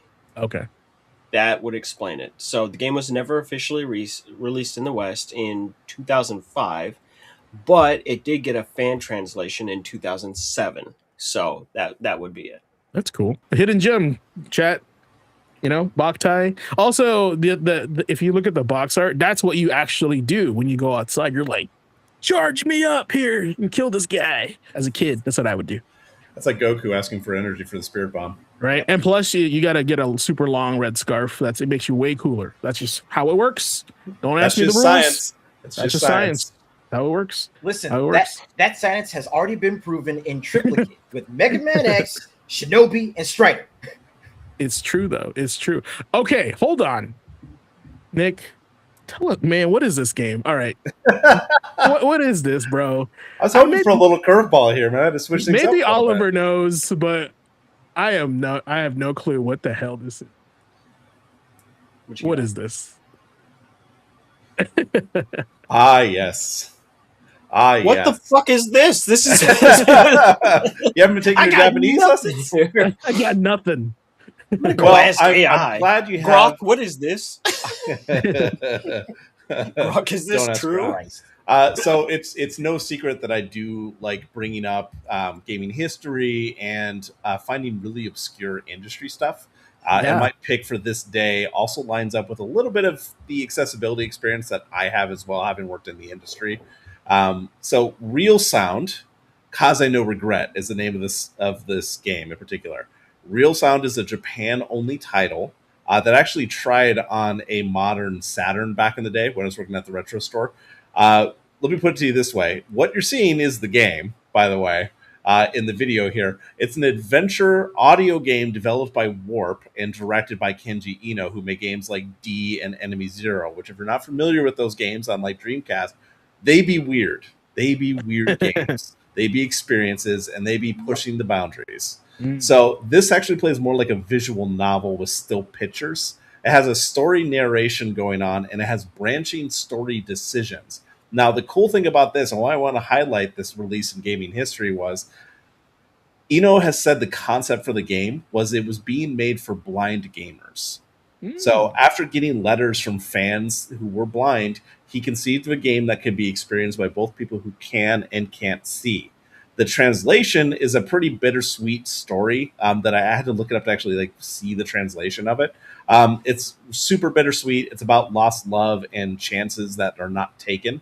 So this guy basically falls in love with this woman. They reconnect multiple times, but they just don't end up connecting. So the idea is pretty cool from 1997. This is well before teams thought of more inclusive game design we see today. I'm talking like Last of Us. I'm talking like Forza Horizon with like the colorblind filters that they put on there. This was something done in 1997 in Saturn. Just someone's thinking different, thinking outside the box and trying to include more people in video games and in stories. So that's why I just wanted to call this out, man. Just a random real game that came out back in 97 that was just doing something different that I didn't want to lose to the annals of time.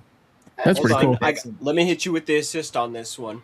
It's game design with intention. There you go. The fucking fadeaway. Oh, and one. And like Franklin said, it was a non-visual novel. Now, here's what's really special about what Nick said. Like, no, this started to turn into a thing. God, this was probably 15 to 17 years ago that I read about this, but there was a completely blind gamer who spent a lot of time actually praising the Oddworld Inhabitants team because the original Oddworld, Abe's Odyssey, is a game that can be played completely blind. Wow. Because of its sound design is so good that he was actually able to judge distances and everything. And with the God, what did they call it? GameSpeak. the game speak allowed him to actually kind of make his way through that game. And like, no, it got talked about. There were several articles about this guy, and he's like, no, this is a really big deal. He's like, because there's so much that I don't get to experience. He's like, but with all this stuff, he's like, I'm sure this wasn't intended to work this way, but he's like, no, it's completely beatable without ever being able to see it. And they were like, huh, Hmm. neat. Right? So something like this, where someone is doing it very deliberately, that makes me actually very interested. God, what else was there? Now everybody bashes this game, but I'm always in favor of people trying something new and different. And The Quiet Man was so interesting to me to play. Right? If you remember that brawler that did not go over well at all. I Anybody else remember see that that one. game? I remember Yeah. that one. Well, for me, I sat down and played it, and one of my regulars on stream was in fact deaf, right? And we normally read things with subtitles, so it was really interesting for all of us, as we're playing it, and the rest of the audience who don't have issues with hearing, and we're asking her opinion on what's going on because she's always in that. So she was actually able to pull several story threads long before they were revealed, just because the game basically has no sound the first time. And then when you play the game again, once you clear it the first time, then they just let you have full access to the audio track, and we were able to contrast and compare.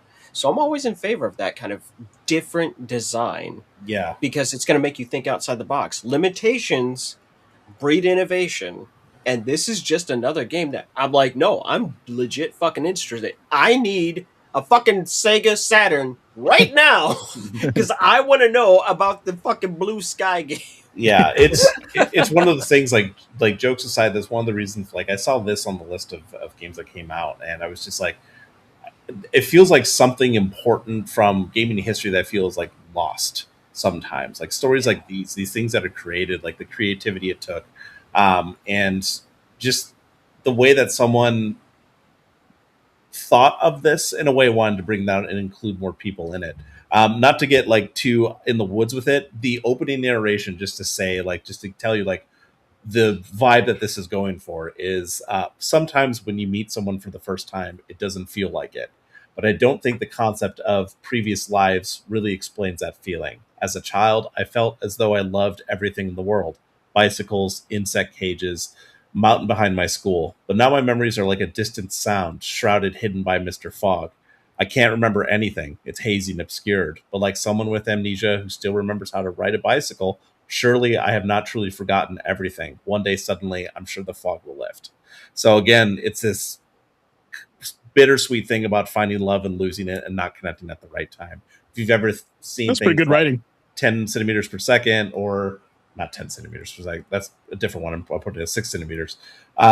It's really, really cool. Like I said, that's just the translation I read, but put real thought into this. This is a real story, and they wanted other people to experience it. And for me, the experience in games has always been kind of the thing, something you want to share with other people and be able to create something to talk about. So, like I said, I just wanted to highlight that, man. I thought that was something pretty cool that I didn't want to lose. Yeah, You know that was what? pretty That cool. that really bothers me because that was beautiful. But I've played enough Japanese shit in my time to know that right after they say something beautiful, some fucking Junji Ito shit happens, and and I'm like, what the hell are you guys doing? I'm like, oh wow, that was really thoughtful. They're like, so there's this Cthulhu right over here, Yeah, and now you're they're like, like, it's like, okay, cool, but now we break you. Okay, well, That I'm like, don't hit me with that kind of poetry. No, it's a great time. was good. So All this right. was a good week in gaming history. Let's go ahead and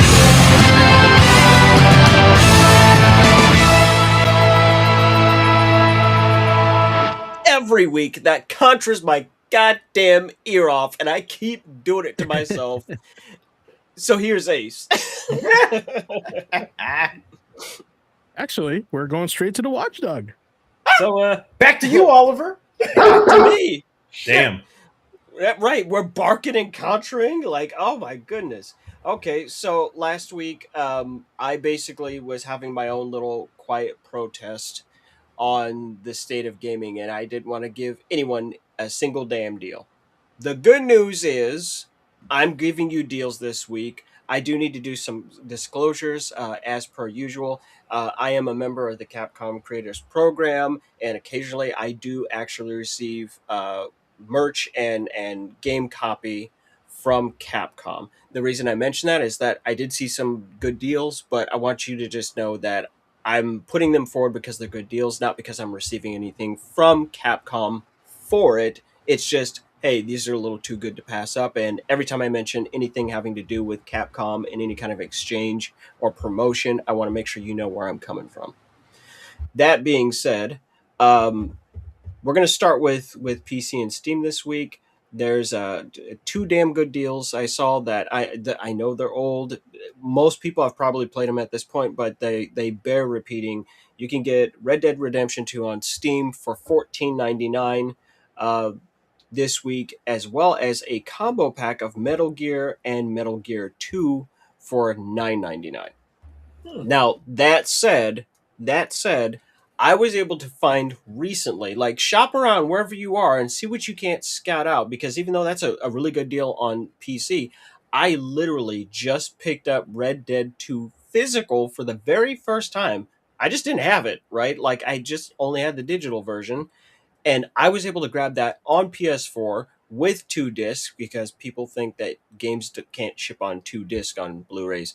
I grabbed that for $19, and that's a way better value as far as I'm concerned. So just shop around and see whatever platform you're on. If you can find that physical somehow, go ahead and grab that.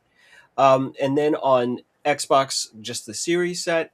I guess we're doing fucking Halloween in July, because I was able to find Dead Island 2 Ultimate Edition, all the shit in it, same thing, for or $13.99, and Dead Island Definitive Collection for $5. So that's Riptide, that's the core game, all the DLC with that and everything. So I thought that was half decent. I mean, again, you're gonna spend less than $20, and you got a lot of video games in front of you right there.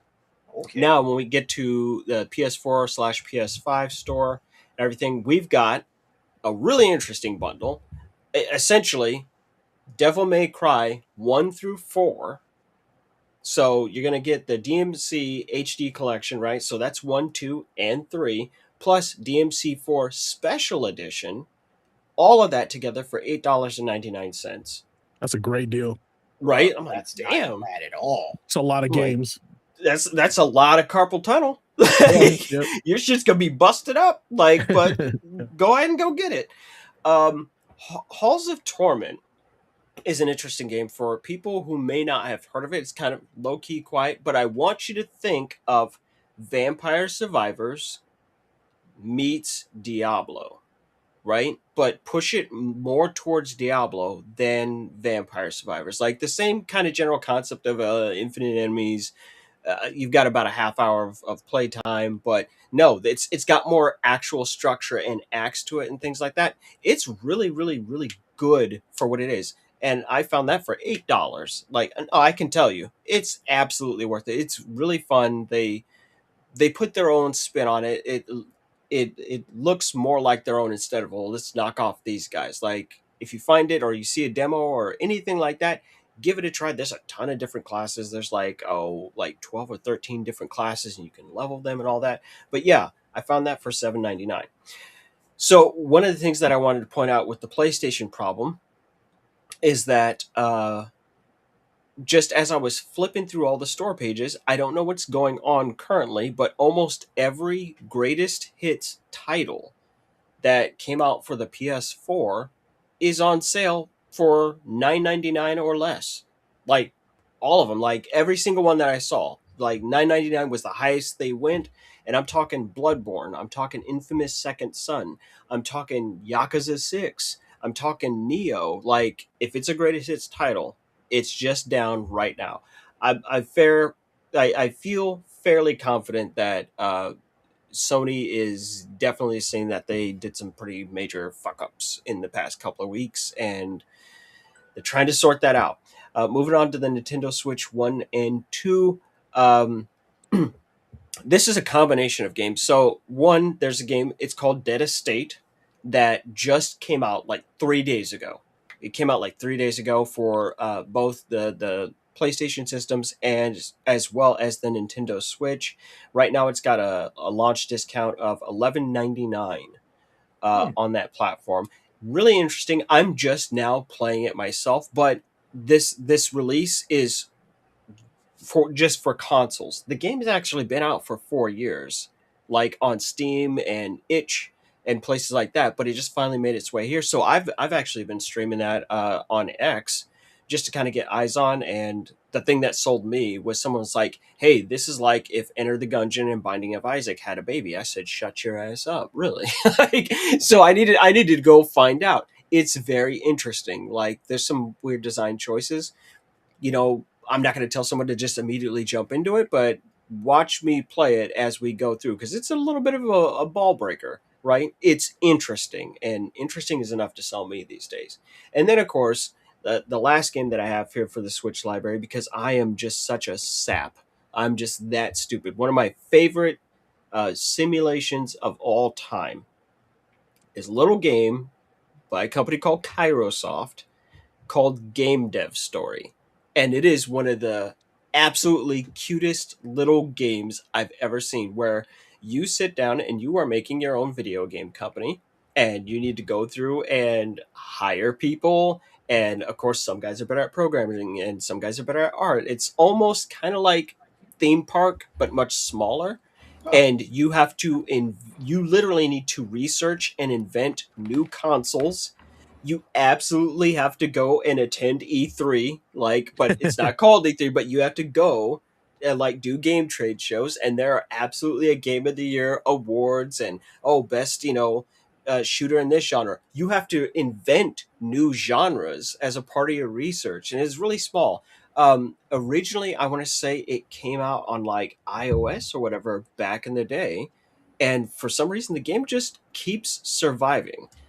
Because it's fun, micromanaging stuff. It's Actually, super cute. I love that game. It's actually the main reason I bought Game Dev Tycoon on Steam later on. I have 'Cause that was game. before this game came out on PC. Because you're right, it started off on iOS, Android.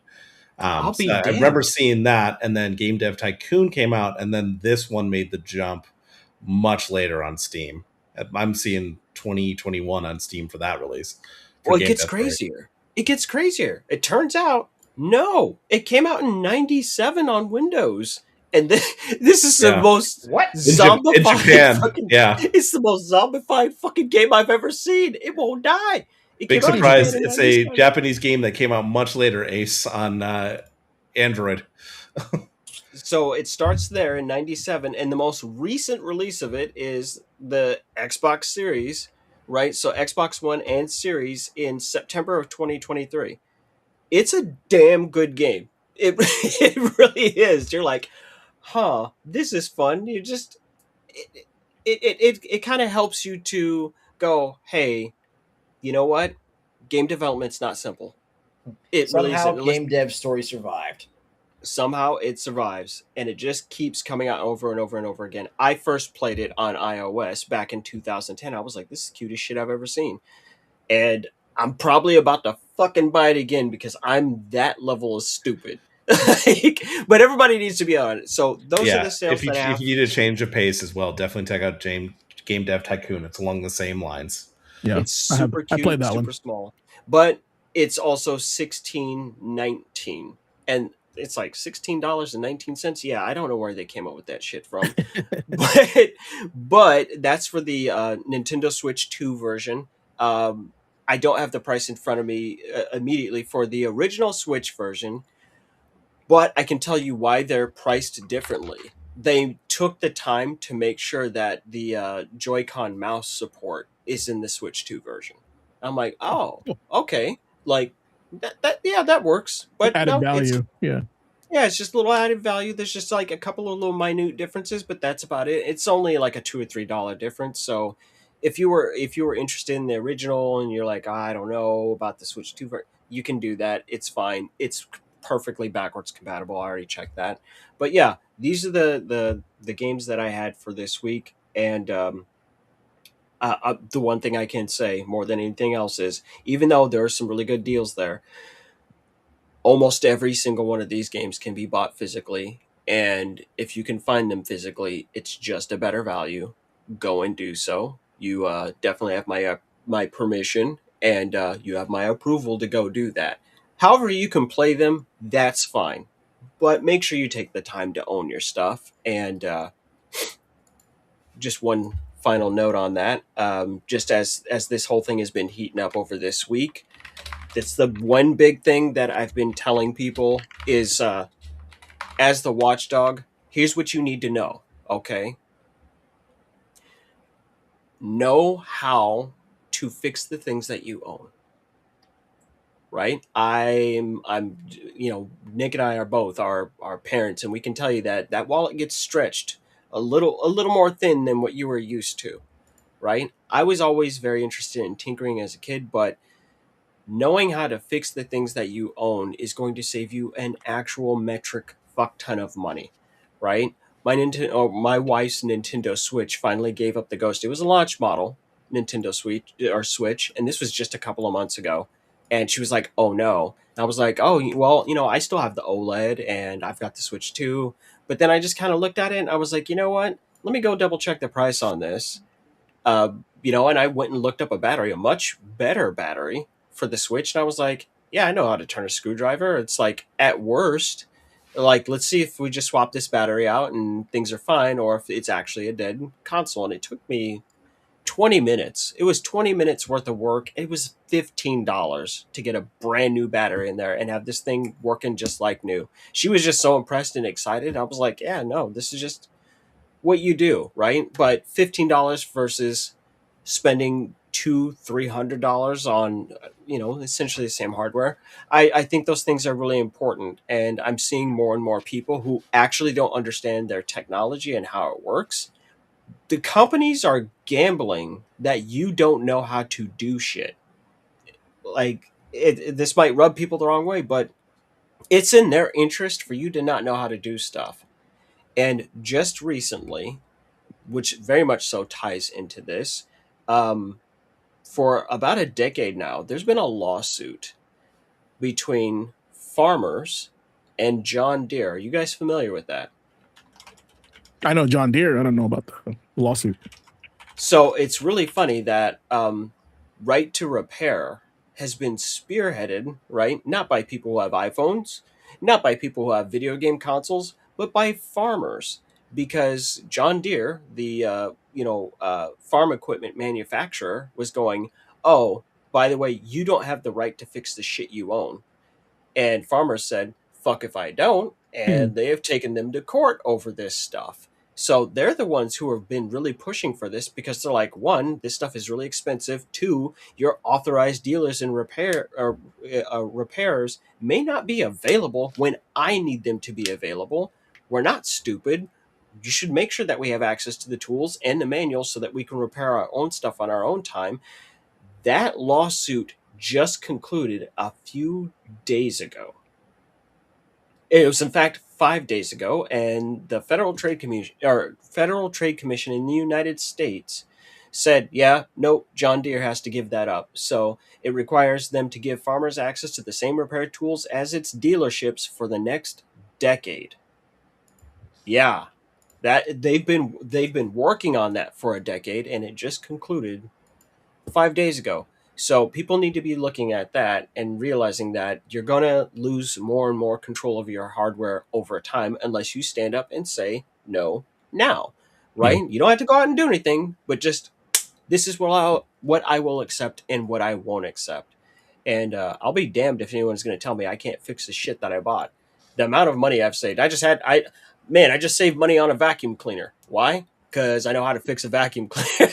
Like, I don't want to keep buying vacuum cleaners. I'm like, oh, okay, I'll just take this apart. How hard can it be? It's just a bunch of screws. Put them back in the same order you got them. Oh, look, there was a jam and a clog up here, and it was messing stuff up. No, you just do that stuff. Another handy tip. That's really funny because the former community manager for Capcom UK was the one that tipped me off to this.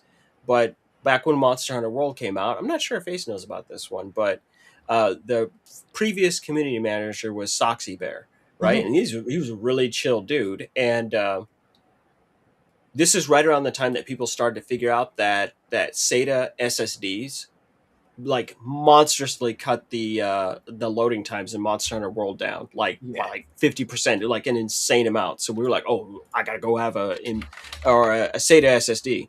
And he was like, hey, there's another way to really improve that performance and get those load times even faster. It's like, how? He's like, open up your PS4 Pro and replace the thermal paste. And I was like, are you fucking serious? He's like, I just did that shit. And he's like, here's the guides I used and everything. And I went and looked it up and I redid all the thermals on my PS4 Pro. And it's like, whoa, this is actually in a tolerable range, right? So it's a thing, but with general enthusiasts, right? Like the people who really, really, really love gaming and this is their hobby, this is where they choose to spend their time. You tend to know a lot about their hardware, and some of you guys who aren't that committed, you might do well to take a few notes from that crew. They kind of know how their stuff works, and sometimes even a little bit better than what the manufacturer intended. But that's what I've got for the Watchdog this week. Okay, awesome, dude. Watchdog. Nice. All right. Well, we did it. We're here for another stretch for the final boss. And actually, that what you mentioned is actually quite relatable to what we'll talk about of the title for the show today. Is convenience has a cost. That's absolutely what you just said. And Chad, if you guys are thinking about it, while Oliver was telling that story, it brought me back to the time where I worked with Nick at the game store, and let me mention that if you open your console, you void the warranty on that if it's still on warranty. But after it's done, I say you can do whatever the hell you want with it. But they often will ask you that question, so just say no, you didn't open it. So just let you know that, because they will not help you if they find out you've actually tinkered with it. Because according to the terms and conditions, they gave you the license to use the console. You don't actually own it, the console, which is weird. And this is why we're here where we're at, because we're gonna be fighting this thing one panel at a time. But tonight, the final boss. Yeah, that's right. Don't take my bark. That's my bark. We're extra angry tonight. That's mine. We're extra angry tonight. Okay, let's get to it. Final boss, class. We did it. We got it to this point one more time. It's another week that we conquered. You've trained. You've leveled up. I know you guys are working really hard. You've taken the hits because, man, last week we took a lot of hits. But we've learned the pattern. We know exactly what they're planning to do, and what we notice what their next steps could be, because they're actually quite predictable, because all they know is greed. Now it's time to face the final boss. And tonight's final boss is something that sounds harmless at first, and that is convenience. Because let's be real, digital games are actually convenient. You don't have to drive to the store. You don't have to swap the disc, right? You just close, open, load. There you go. You don't have to worry about shelf space. Let me back here. You don't have to check if the game is in stock.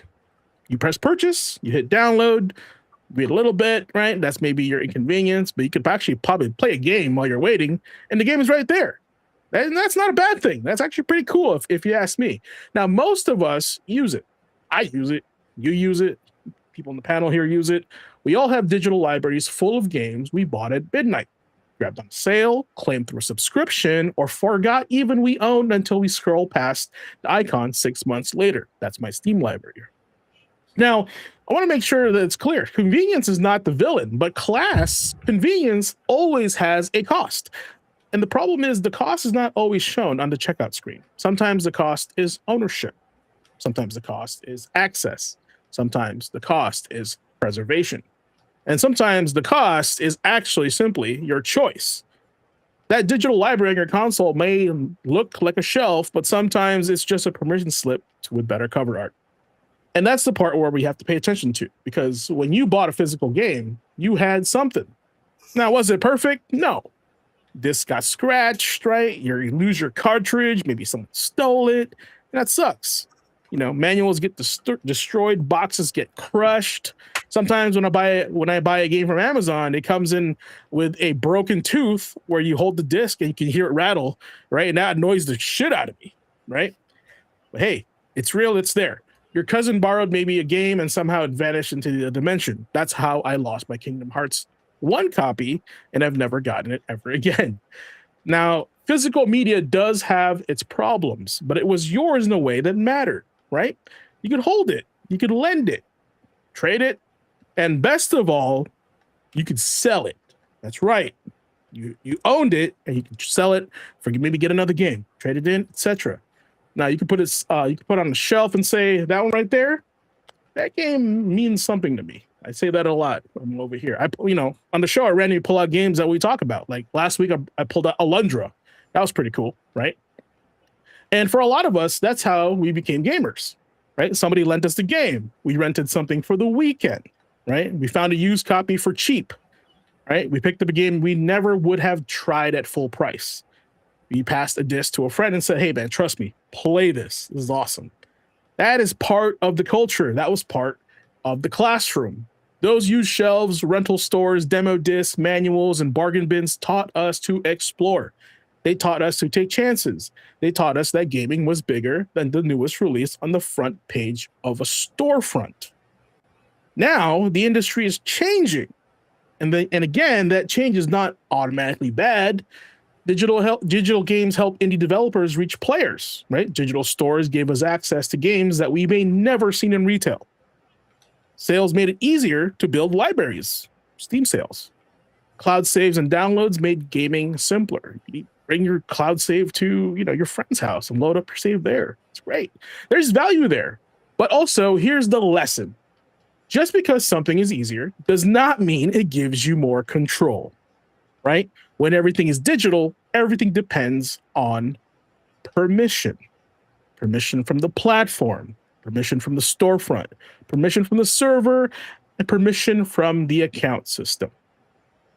Permission also from a license agreement that most people never read. And if you look up my X post, I did pull up Warner Brothers license agreement to play Mortal Kombat 1.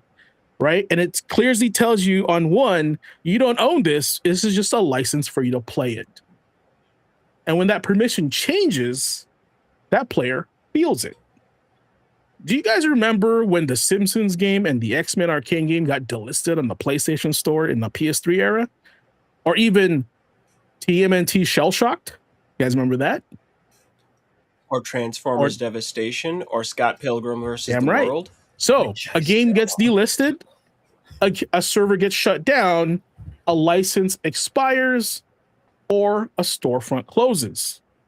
Now, we have a lot of live service games, and a lot of them have been disappearing, right? A library remains visible, but the access becomes uncertain. And suddenly that game you thought you owned starts feeling more like something you were allowed to just visit, right? You didn't really own it. And this is why this matters. This is not about being anti-digital, right? This is not about pretending every game comes in a plastic box, right?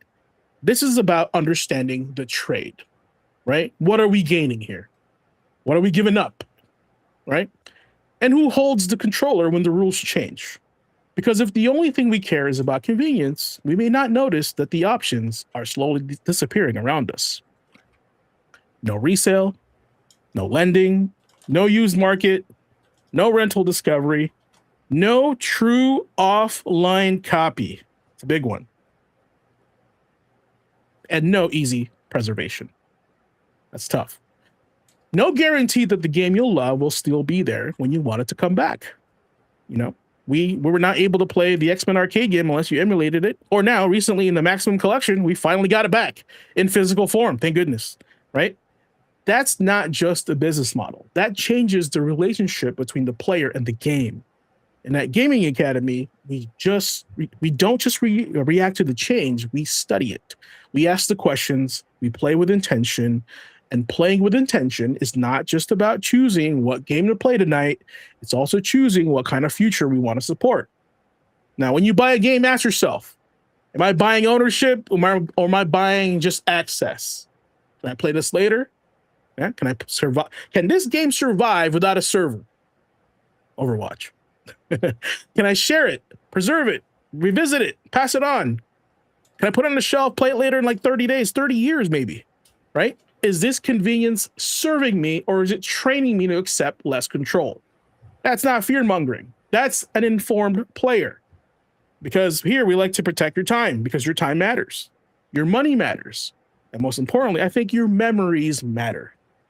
Right? Gaming has brought us lots of great memories, and the games that shaped us deserve better than disappearing because some server somewhere no longer fits a company's spreadsheet. So use digital, enjoy the convenience, right? Download those games, claim the sales, but don't stop asking what it costs you. Support preservation when you can. Support physical releases when they matter to you. Support devs and publishers who respect access, ownership, and the players who keep playing these games alive. And most importantly, don't let the industry convince you that fewer choices is the same thing as progress. Because convenience can be great, but convenience without choice, that's not a power up. That's what I call a trade off, right? And every trade off deserves to be understood before you press accept. So tonight's final boss lesson is this: convenience has a cost, right? But just make sure you know the price before you pay it. That's tonight's final boss. All right. I know you guys got some stuff to say, so say it right now. You know, if you have anything, Ace, mine's going to take a minute. So I want you to share your thought on it. So I'll just say this, the conversation, like you mentioned earlier, it's not about physical versus digital. The conversation is about choice. The conversation is about having the option, and the conversation should be about protecting the player's right to make that choice.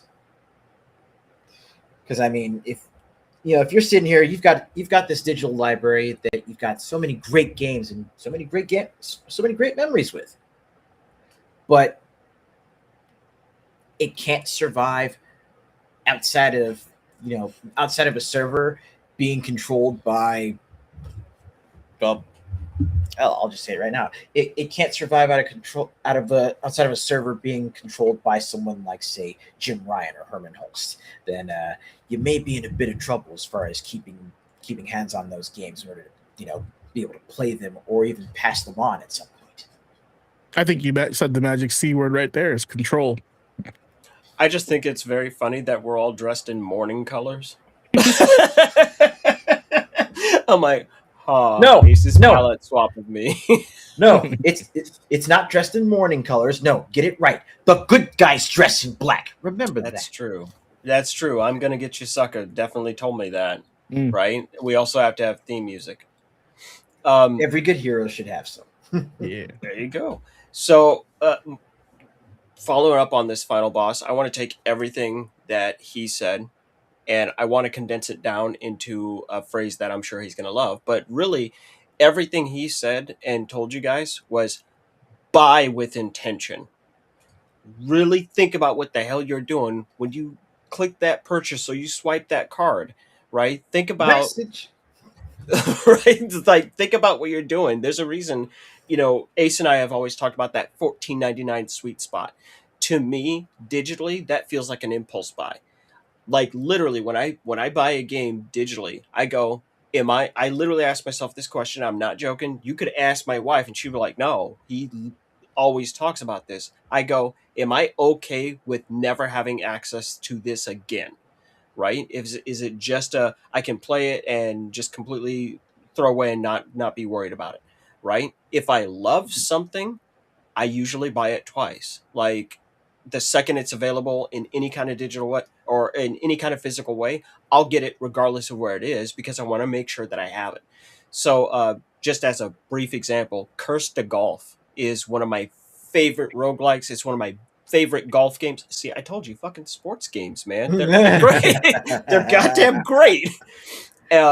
It did not get a physical release on the PS4, PS5 when it came out, but it did get one on Switch, and it's really hard to track down, and I did manage to find it. And I was like, I don't even care if I have trophies. It's just an amazing game that I want to make sure that I have.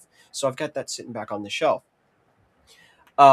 This whole, gaming and buying things with intention. Just yesterday, I was having a thread on X, and we were talking about No Man's Sky, and that's been out for a decade now, right? That feels like yesterday, but no, that was 10 years ago that No Man's Sky first came out Do you as feel old yet? as a hot mess, right? But right now, here's the thing that's true: in the console space, it's not possible for you to play the original version of No Man's Sky, right? We're not talking about PC, right? Because people have pointed out, you can find old versions on that. But on the console releases, you're stuck with whatever update that they have given you, right? So what I've been doing is every time No Man's Sky re-releases on console, I actually go in and buy it, right? So the PS5 build, I have it. My next one to get is the No Man's Sky Beyond, which was the 2.0 release of it, and I managed to find the original release of No Man's Sky. And when you go and install that from disk, which people on the internet think that you are not the game's not on these disks, which is an entirely separate topic for another day that I can get into. I'm sure people saw how that panned out because people really don't think that you actually have it on the medium. You do. Let's put it that way. But I was able to install original No Man's Sky and play it exactly the way it released in 2016, right? I have, in a manner of speaking, captured a moment in time. It's really important for people to be able to see, hey, here's how this started. And it's like, ooh, that was rough. Oh, wow, you've done a lot of growing over the past decade. Yes, you have, right? And, we love to see it. But here's another just example of, if you don't grab this stuff, it will be lost, right? And you really have to spend your time, do your homework, research. Like, you don't have to just spend 60, 70, 80, $100 on something that you don't know anything about. We're long past the impulse purchase, right? It's like, now we're making investments here. Like, oh, I'm not just going to hand you $100 on on a kiss and a promise. Like, no. So Ace and I loved playing Marvel's Avengers, when everyone else was giving that shit. We were like, this is actually fun if you just let it be that. You're like, yeah, I'm just Avengers running around punching the same 8 million robots. That was just a fucking Muso. All right. Yep. That was a Muso with extra steps. We were like, yeah, this is fine. Right. But here's the kicker for people. On console, if you're playing it on Xbox or PS4, it literally does not work. Right? Once they pull it, you're done. Only one version of that game do you actually own it. The PS5 version. It's all on disc. All of it. It is not on the PS4. It is not on the Xbox One. It's not on this series. No, not at all. Only the PS5 build is complete and available to the player, completely playable offline. All the works. Don't need patches. Nothing. You can just do it. Now, a bunch of people are going to go, well, I don't care about that game. Well, there are some people out there who do, right? And whether you love the game or you think it's a colossal fuck up, it's a piece of history of, hey, here's the thing you don't do, right? That's just a great example. On top of that, I wanted to make a point. So this is terrifying, but I had to show people what a disk drive was for a PC, because there's a whole generation of adults with PCs who have never had a fucking disk drive in their machine. God, it's so true. Right? That's painful. So I had to bust out my external reader writer. And I was like, hey, here's what this is. And I was explaining how Fallout New Vegas was messed up at launch, like we talked about earlier. So you don't have the game on disc on PC for Fallout New Vegas. I literally have the box like sitting 4 feet from me right now. And if you put that into a disk drive, you can install it, because there's just a Steam client installer on that disk. And in fact, they even tell you on the back of the box, it's like, nope, this requires Steam, right? Like, you have no choice in the matter, right? If you don't like Steam, you're just ass up the river, right? And when you try to put that in, that Steam installer fails to connect because it is now an out-of-date installer, right? So it's like, oh, so no, there's no preservation happening there. None whatsoever. And this kind of gets into the bigger point that I wanted to make. Overall, know your rights. as the watchdog, that this is my job to actually go look at these things and find out what's going on. And all I've learned over the past week is the amount of rights that people don't know that they have and why things work the way that they do. So I just wanted to read a little excerpt for people so that they can understand this and remove the legalese from it. And this is called the first sale doctrine. This is why having physical copies of games is so important. The first sale doctrine, also sometimes referred to as the right of first sale or the first sale rule, is a legal concept that limits the rights of an intellectual property owner to control resale of products embodying its intellectual property. The doctrine enables the distribution chain of copyrighted products, library lending, giving, video rentals, and secondary markets for copyrighted works. For example, enabling individuals to sell their legally purchased books or CDs to others. In trademark law, this same doctrine enables reselling of trademark products after the trademark holder puts the products on the market. In the case of patented products, the doctrine allows resale of patented products without any control from the patent holder. The first sale doctrine does not apply to patented processes, instead governed by the patent exhaustion doctrine. Now, what all that bullshit means, just making it simple. Let's go back to that copy of Legend of Mana. First sale doctrine says, I own this. I don't own, right? In fact, it's always been licenses, right? It's always been licenses. I don't own the IP of Legend of Mana. I don't have a trademark on Legend of Mana. I fucking own this specific disc that happens to contain Legend of Mana, right? And the right of first sale means once you go, hey, would you like to buy this physical copy, this physical entity of this that happens to contain this game? I go, yes, I would. I would like to own it. And then once I hand you that money, this isn't your fucking business anymore, company. Right? Square Enix? Nope. Because because if that were the case, and this is literally what the legalese says, if that right of first sale doctrine was not in place, anytime I wanted to do something with this copy, I would need to literally write to Square Enix and get permission to do it. If I wanted to go, hey Ace, do you want to borrow my physical copy of Legend of Mana? He goes, sure. Square Enix says, isn't there someone whose permission you asked for? Yep. That's literally how that works. That's how that would work. So once that physical product leaves their hands, once that exchange has been made, it is now mine to do with whatever the fuck I please. Right? Except, and they're very careful on this, except for the things that are actually their intellectual property. So again, it's that slippery kind of language. It's like, well, I'm not selling the game. I'm selling this disc, right? And it just so happens to have this stuff on it, right? And that's it, and that's all. Like, but they specifically had to go out of their way to go, hey, they still have their intellectual property rights. And let me see if I can find the exact section on this. Because like for all those right of first sale things, that's one of the things that in order to even craft that law, they made it a point to say, hey, they still maintain their intellectual property rights, even though they lose all this other stuff. And that's why this whole fight going on right now is important, because with digital copies, they're kind of getting into that stuff now, and it's like, well, digitally nothing is lost, if that makes sense for people. Again, let's use the Legend of Mana. Let's say Square sits down and they print 500,000 copies of this, and they sell 500,000 copies of this. Well, the first sale is quite easy, because for each copy they sold, that's a copy they lost, right? Things get weirder, though, in the digital space, because they gave me a digital copy of this game, but they didn't lose anything in that process. So that's where you see the tricky language of, well, it's licensing. Whereas if you go to like Apple and Apple Music, in the what do they call it? Not just shrink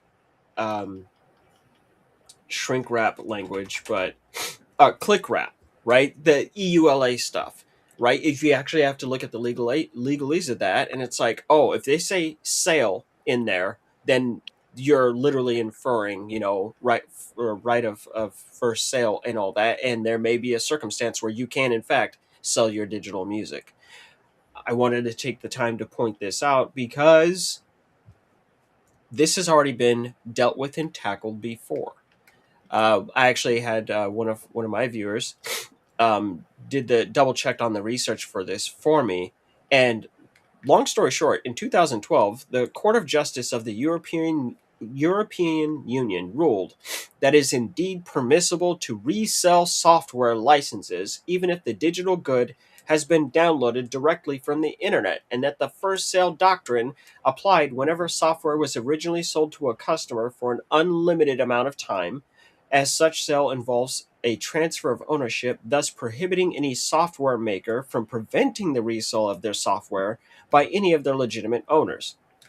The court requires that the previous owner must no longer be able to use the licensed software after the resale, but finds that the practical difficulties in enforcing this clause should not be an obstacle to authorizing resale, as they are also present for software which can be installed from physical supports where the first sale doctrine is in force.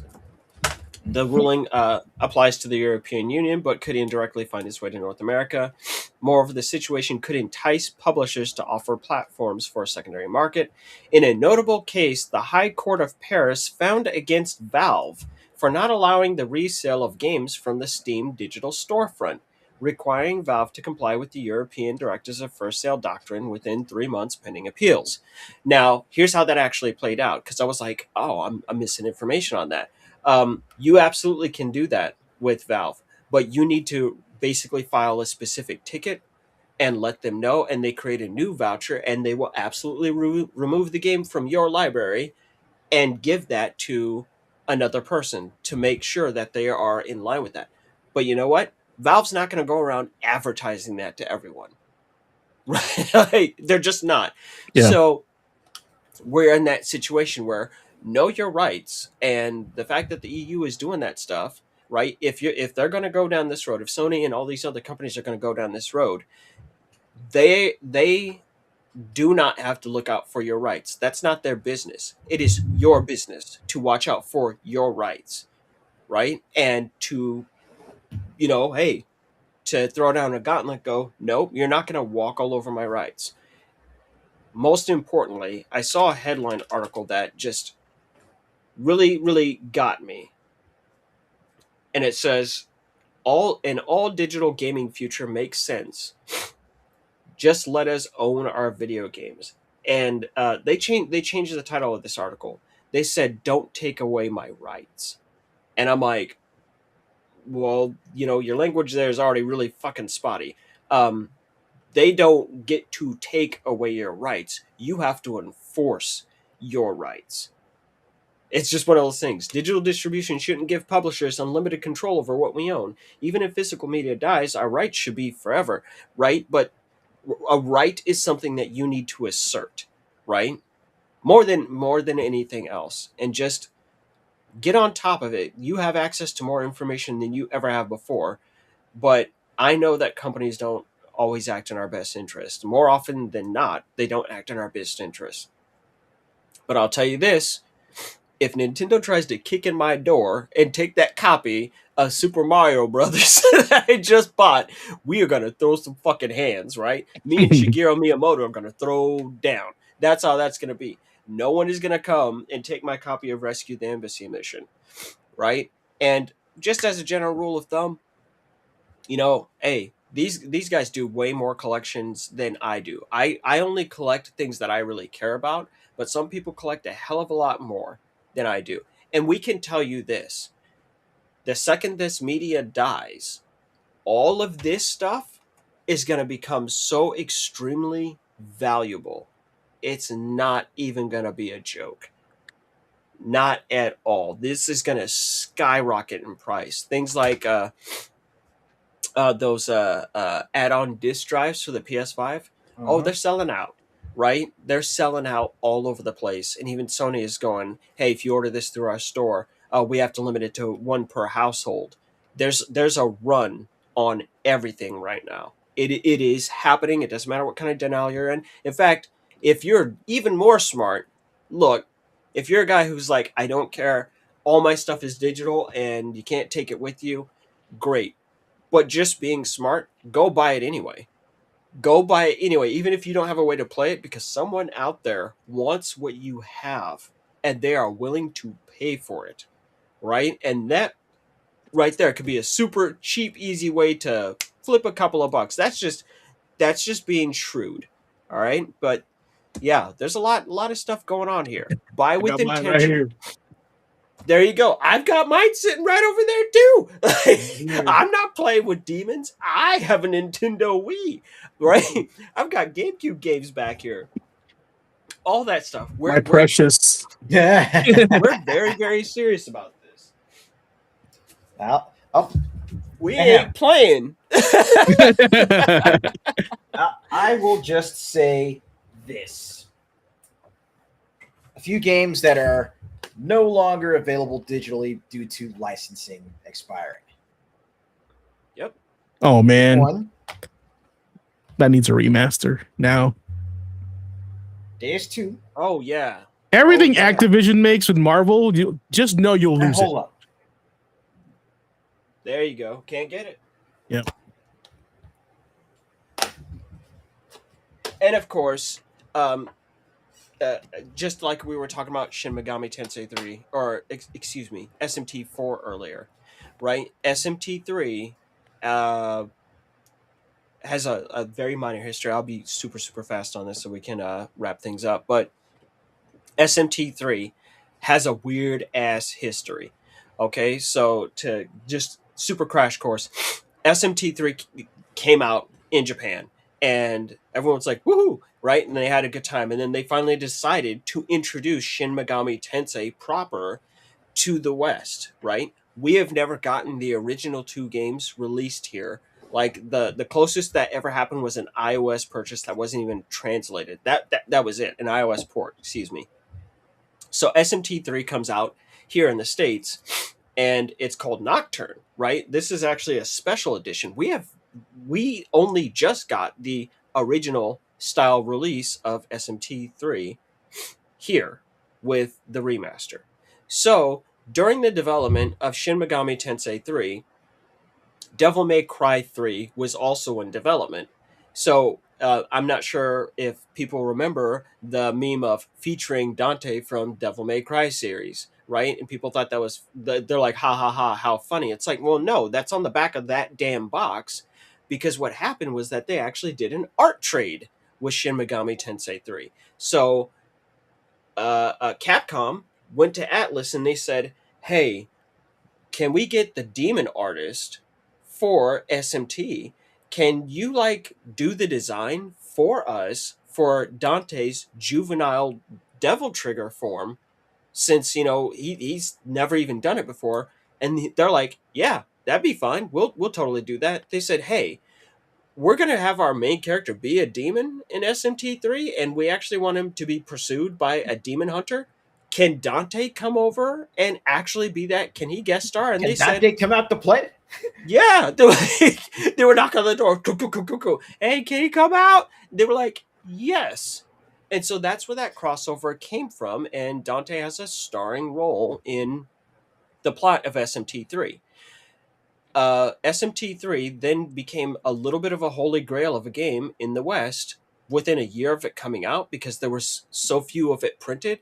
I remember at its peak, getting that game was, you were going to spend no less than $200 back in 2005, 2006, just because it's this absolute baller and bonkers ass game.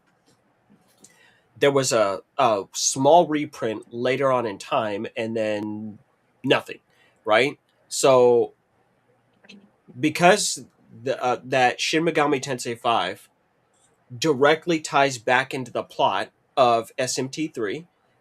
In fact, it ties back in so much that literally the amount of time that passes between those 2 games is actually reflective of the real world time. So it took 18 years for them to follow up on SMT3, and they say as much in the game. right? The plot literally follows straight from that point. And that's why Shin Megami Tensei 3 got an HD remaster when, SMT4 hasn't been touched since it came out on the 3DS. And 1 and 2 have never left the Super Nintendo or the Super Famicom for the Western audience. But that one was actually important. So they went ahead and took that time. But licensing deals, all that. So when they announced the HD remaster on this, we all kind of went, wait, what's going to happen to Dante? Right? And it's like, wait, how did this even work out in Japan? Well, in Japan, instead, in the original version, you weren't pursued by Dante. You were, in fact, pursued by Raito Kuzunoa from Devil Summoner, right?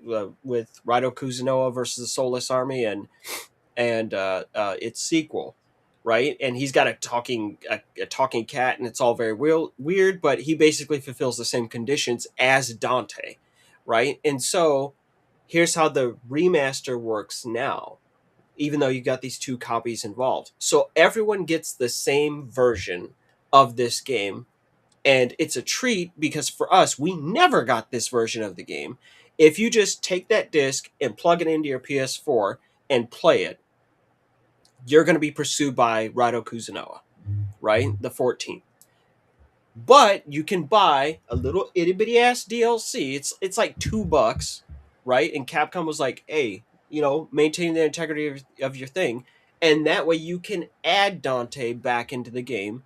It's mostly aesthetic. It's not like he's got some kind of different functionality or no, it's just how, the dialogue changes a little bit, but it's still going to fulfill the same conditions, but you can get the best of both worlds in that way. But one way or another, one or the other gets lost to time, right? When they shut down these stores, when all that's said and done, you can't buy that DLC anymore.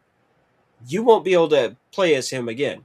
But on the flip, it's like, but you have the PS2 version over here where he's just in there and no one can take that from you, right? Licensing deals make things very ugly and very messy, very quick, right? And we're really saying if you see it and you like it, get it while it's good because it's going to turn into some kind of interesting or rare treat. And the second this medium goes away, and this is kind of the end of my little extra bit for the final boss here.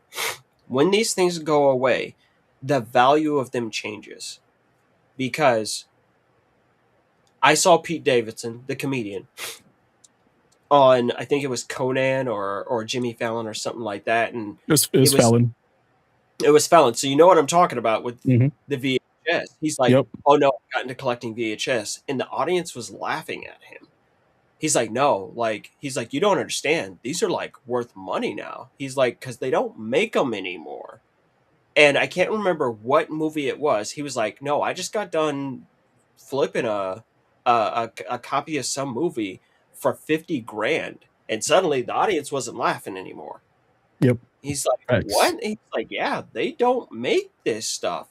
And just as a joke, last time I saw my brother when he came to visit from out of town, we went over to our mom's and we were looking through my mom's old VHS library, which she doesn't have a VHS player. And he was like, we found a home movies tape that we made. And he was like, man, too bad we couldn't get our hands on a VHS player. I was like, I fucking have a VHS player. He'd be like, oh, it'd be really cool if we could rip this digitally. I was like, I stream. I literally have the tools and the technology to rip this stuff. How long will this 8-hour tape take? 8 hours. What do you mean? Because I have to push play and then walk away. I can't speed that up. But having that access to that technology, having that older technology, made me inadvertently a preserver of that tech. To be able to go, no, I have these things that you just can't get because no one makes, and I'm keeping them in good shape and all that. So even if you don't care, you're like, fuck the future. There's good money laying around with this stuff if you just stop and think about it. And I think that's just really, really important. So to go all the way back to what I said right here at the start, buy with intention.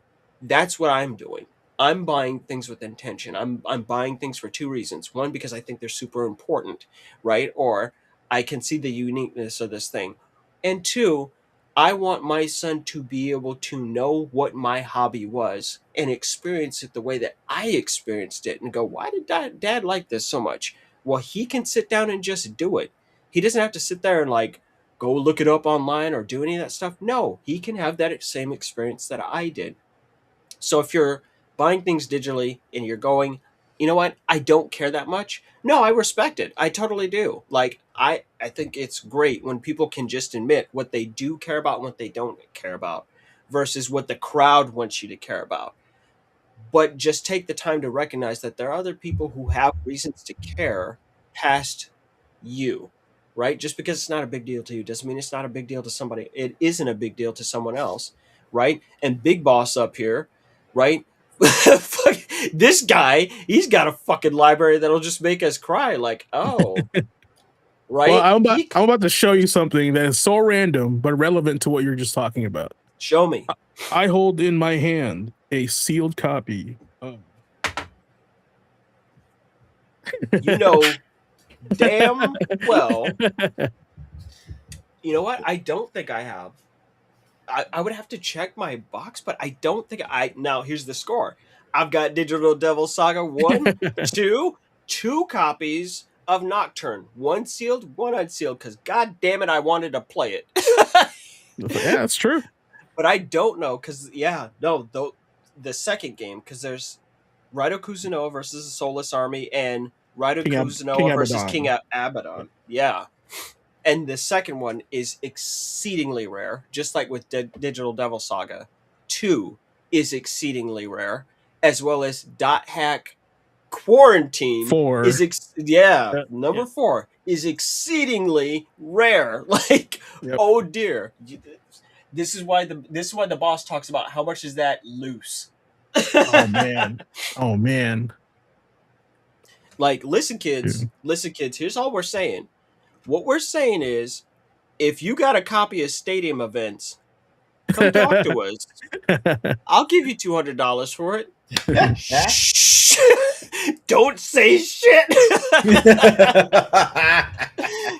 What do you mean, OBC? We mean that Stadium Events, a game for the NES that most people have actually played, as bundled as part of Super Mario Brothers, Duck Hunt, and World Class Track Meet. Oh, well, Bandai actually made that game, and when they put that out, it was called Stadium Events, and Nintendo was like, put a stop on that right now, we want that. So only about 2,000 copies of that game exist on this planet, and they generally go for about $100,000 fucking dollars. So, it's like, you never know, you might be sitting on the next Stadium Events, baby. Like, this game is all over the place. This game is like 130 pre-owned, like 400 new sealed, 200 sealed. I don't think people know how to price this game, which is cool, I think. But yeah, it's completely sealed in box. Yeah, like I see one here on eBay, $229.99, new sealed in box. I see a pre-owned one for $145 with manual and disc, right, in case. Then I see another sealed one for like $150. It's just all over the place. So it's crazy. Yeah, and it's just world class. It's just world class track meet. Like, no, but that simple thing, the Nintendo Championships thing. What would you tell them what it is? What is that? Nintendo Championships, the one that was used in the competition. Yeah, that's another one that is deadly levels of expensive. I think we actually had one in the recent games. NES cartridge. It was a gold cartridge too. Oh, you're talking about the Switch one? No, the okay, so this is kind of skewed because it's graded, but a graded copy of 1993 World Championship with the gray cart just by itself, and this is a Awada 6.5. It's not even that good. Oh, anyone want to take a shot at this? Ooh, 1990. Oh my god. Yeah, I'm looking at one. Oh man. Great googly moogly. Look, I don't have enough kidneys for that shit, okay? Chat, if you get one that is graded 6.5, it is at max, which I think it's overpriced, $175,000. And the second listing is $95,000 for that thing, and it's just a Jesus. cartridge, just a cartridge. Crazy. That's it. But it's that damn unique, right? And there are plenty of games that from the cartridge era that are actually worth a value. Um, GI Joe by Taxon, right? When I walked into the hobby store, Yep. they were asking for $130 damn for that game, and I was like, yes, I would absolutely fucking Yes. pay that. That's one of the Yep. best NES games. Yeah, That's not even the best NES game. It's one of the best tie-in games. it's pretty It has good. no business being that good. I put that shit on for my wife. I was like, you gotta listen to this OST. I was like, they go fucking hard. And she was like, okay. And then next thing you know, that shit fired up. She was like, yo, this slaps. Like, I'm not even Texan made that game like they were getting fired tomorrow. It was Yeah. it was They so made good. that shit like it was Final Fantasy. They were like, Yeah, oh, yep. we've shut down shop. Like, throw everything we got at it. I was like, oh, God. No, really good stuff. And so don't throw away your history. If you care about gaming, like, you're like, no, this is what I do. This is my hobby and I enjoy it. If you care about gaming, don't throw out your history. And don't throw out your ownership rights, right? Like, it's so cool to be able to share the past with people easily. Final anecdote. I just have a friend. His daughter just turned 16. And she is big into Metallica and Michael Jackson. I was like, what? Right? And I was trying to figure out what to get her for her birthday. So I put some stuff together, and I did not realize how much of an audiophile she was. But there's so much out there in the world that you kind of get choice paralysis and you don't know. So she's kind of working her way backwards through time. And I made it a point to sit down to find her some certified bangers. So I went digging, and I was like, I'm going to get this young woman the best albums from my time period, right? Because she is really interested in that stuff. So I managed to grab a copy of No Doubt Tragic Kingdom, Smashing Pumpkins, Melancholy and the Infinite Sadness, and Green Day's Dookie. And just like, I was looking at this, I was like, damn, I done got her some fire. I was like, these are some of the best albums to come out of the 1990s. I was like, this is it. This is a score.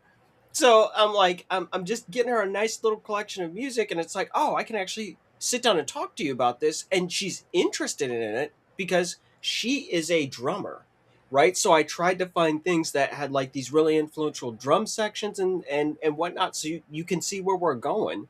But the fact that I can physically go, this is now yours, right? And to go, it's crazy to go, this is a brand new sealed copy. It's just like the copies that I have sitting right here. And to be able to make that connection, don't let today and tomorrow become ephemeral, right? And have no shape and no form, because that's how it's hard to make those connections between people. Kojima talked about this. Christopher Nolan has talked about this. They're all going, don't just let everything become digital, right? And these are guys who we all know love their art forms, right? Truly and deeply. But Kojima just commented on this stuff like a week and a half ago. He's like, yeah, this is not a good idea, right? And Christopher Nolan goes, yeah, no, buy that shit on Blu-ray the second you get it, right? Because streaming services aren't keeping things up. There's no reason for any of us to expect any of these game companies at any time to keep your favorite game in the library. Do not act like that expectation either, because Google Stadia was a thing, and people paid full price for those licenses for things on Stadia. And then they completely killed the service altogether. We have no expectations that they will maintain those storefronts and your access indefinitely. They never even made that promise either. So just be mindful, wary, and stay on top of your stuff. Also, There you go. look how hard this cover goes for Spawn. It's like all foil and embossed. Hell Super yeah. cool. Look at that. I remember when that copy of Spawn came out. It was a big fucking deal. It's a Love it, huge man. deal. Love There it. you go. Yeah, and yeah, it's just nice to hold something in your hand, right? Versus just Yeah, a sure. file and a click. So just know that, chat. And remember, just like in the 40-year-old virgin, if you're ready to move on, you could probably buy a house with all the shit you collected. So That's true. that it's true. That's what I'm saying. So that's kind of my plan B when it comes to this stuff. So, but with that said, Ace, take us home, baby. Let's do it. All right, class. Controllers down, wish list checked, and somebody make sure your digital library didn't quietly turn into a terms of service agreement while we were talking. Tonight, That's Class cold. 81. Convenience has a cost. Gave us a lot to think about. Because the future of gaming isn't just about better graphics, faster downloads, bigger libraries, or easier access. It's also about the big C word, control. Who controls the game, the storefront, the license, the server, and when something changes, who gets left holding the empty case? That's the part that players need to pay attention to, because convenience is powerful. Being able to buy a game instantly is convenient. Being able to download your library anywhere is convenient. Having sales, subscriptions, cloud saves, and digital access, it's all convenient. But that convenience isn't the same thing as ownership. And access is not the same as permanence. A game can be in your library and still depend on permission. It can be purchased and still be tied to a license. A game can be loved by players and still disappear when the server goes dark. That is why this conversation matters. Not because digital's bad. Digital has opened doors. It's helped smaller games find audiences. It's made gaming easier for a lot of people. But the lesson tonight is this. When the industry offers convenience, players still need to ask what the cost is. No resale, no lending, no used shelf, no rental weekend, no true offline copy, no easy preservation, no guarantee that the game you love will still be waiting when you come back. That changes the relationship between the player and the game, and that is where playing with intention comes in. It's not just about what we play. It's about how we spend our time, how we spend our money, how we protect our memories, how we support the future we actually want. So going forward, ask them better questions. Am I buying ownership or am I buying access? Can this game survive without a server? Can I share it? Can I preserve it, revisit it, or pass it on? Is this convenience serving me, or is it training me to accept less control? That's not being negative. That is being an informed player. And an informed player is harder to rush, harder to manipulate, harder to separate from their coin without good reason. Information is the enemy of FOMO. Think on that. So enjoy digital, download the games, claim the sales, use the convenience, but don't stop asking what it costs. Between convenience, let's face it, convenience can be a power-up, but convenience without choice, that's a trade-off. This has been the Gamer Quotient Gaming Academy, Class 81. Convenience has a cost. I'm Blazing Ace Nelson on behalf of the rest of our faculty, reminding you, don't let the industry speed run your wallet. Don't let the convenience combo you into giving up control. And before you press accept, make sure you understand the terms of the game. Play with intention. Ask yourself, what's your gamer quotient? And until next week, class dismissed. Mission complete.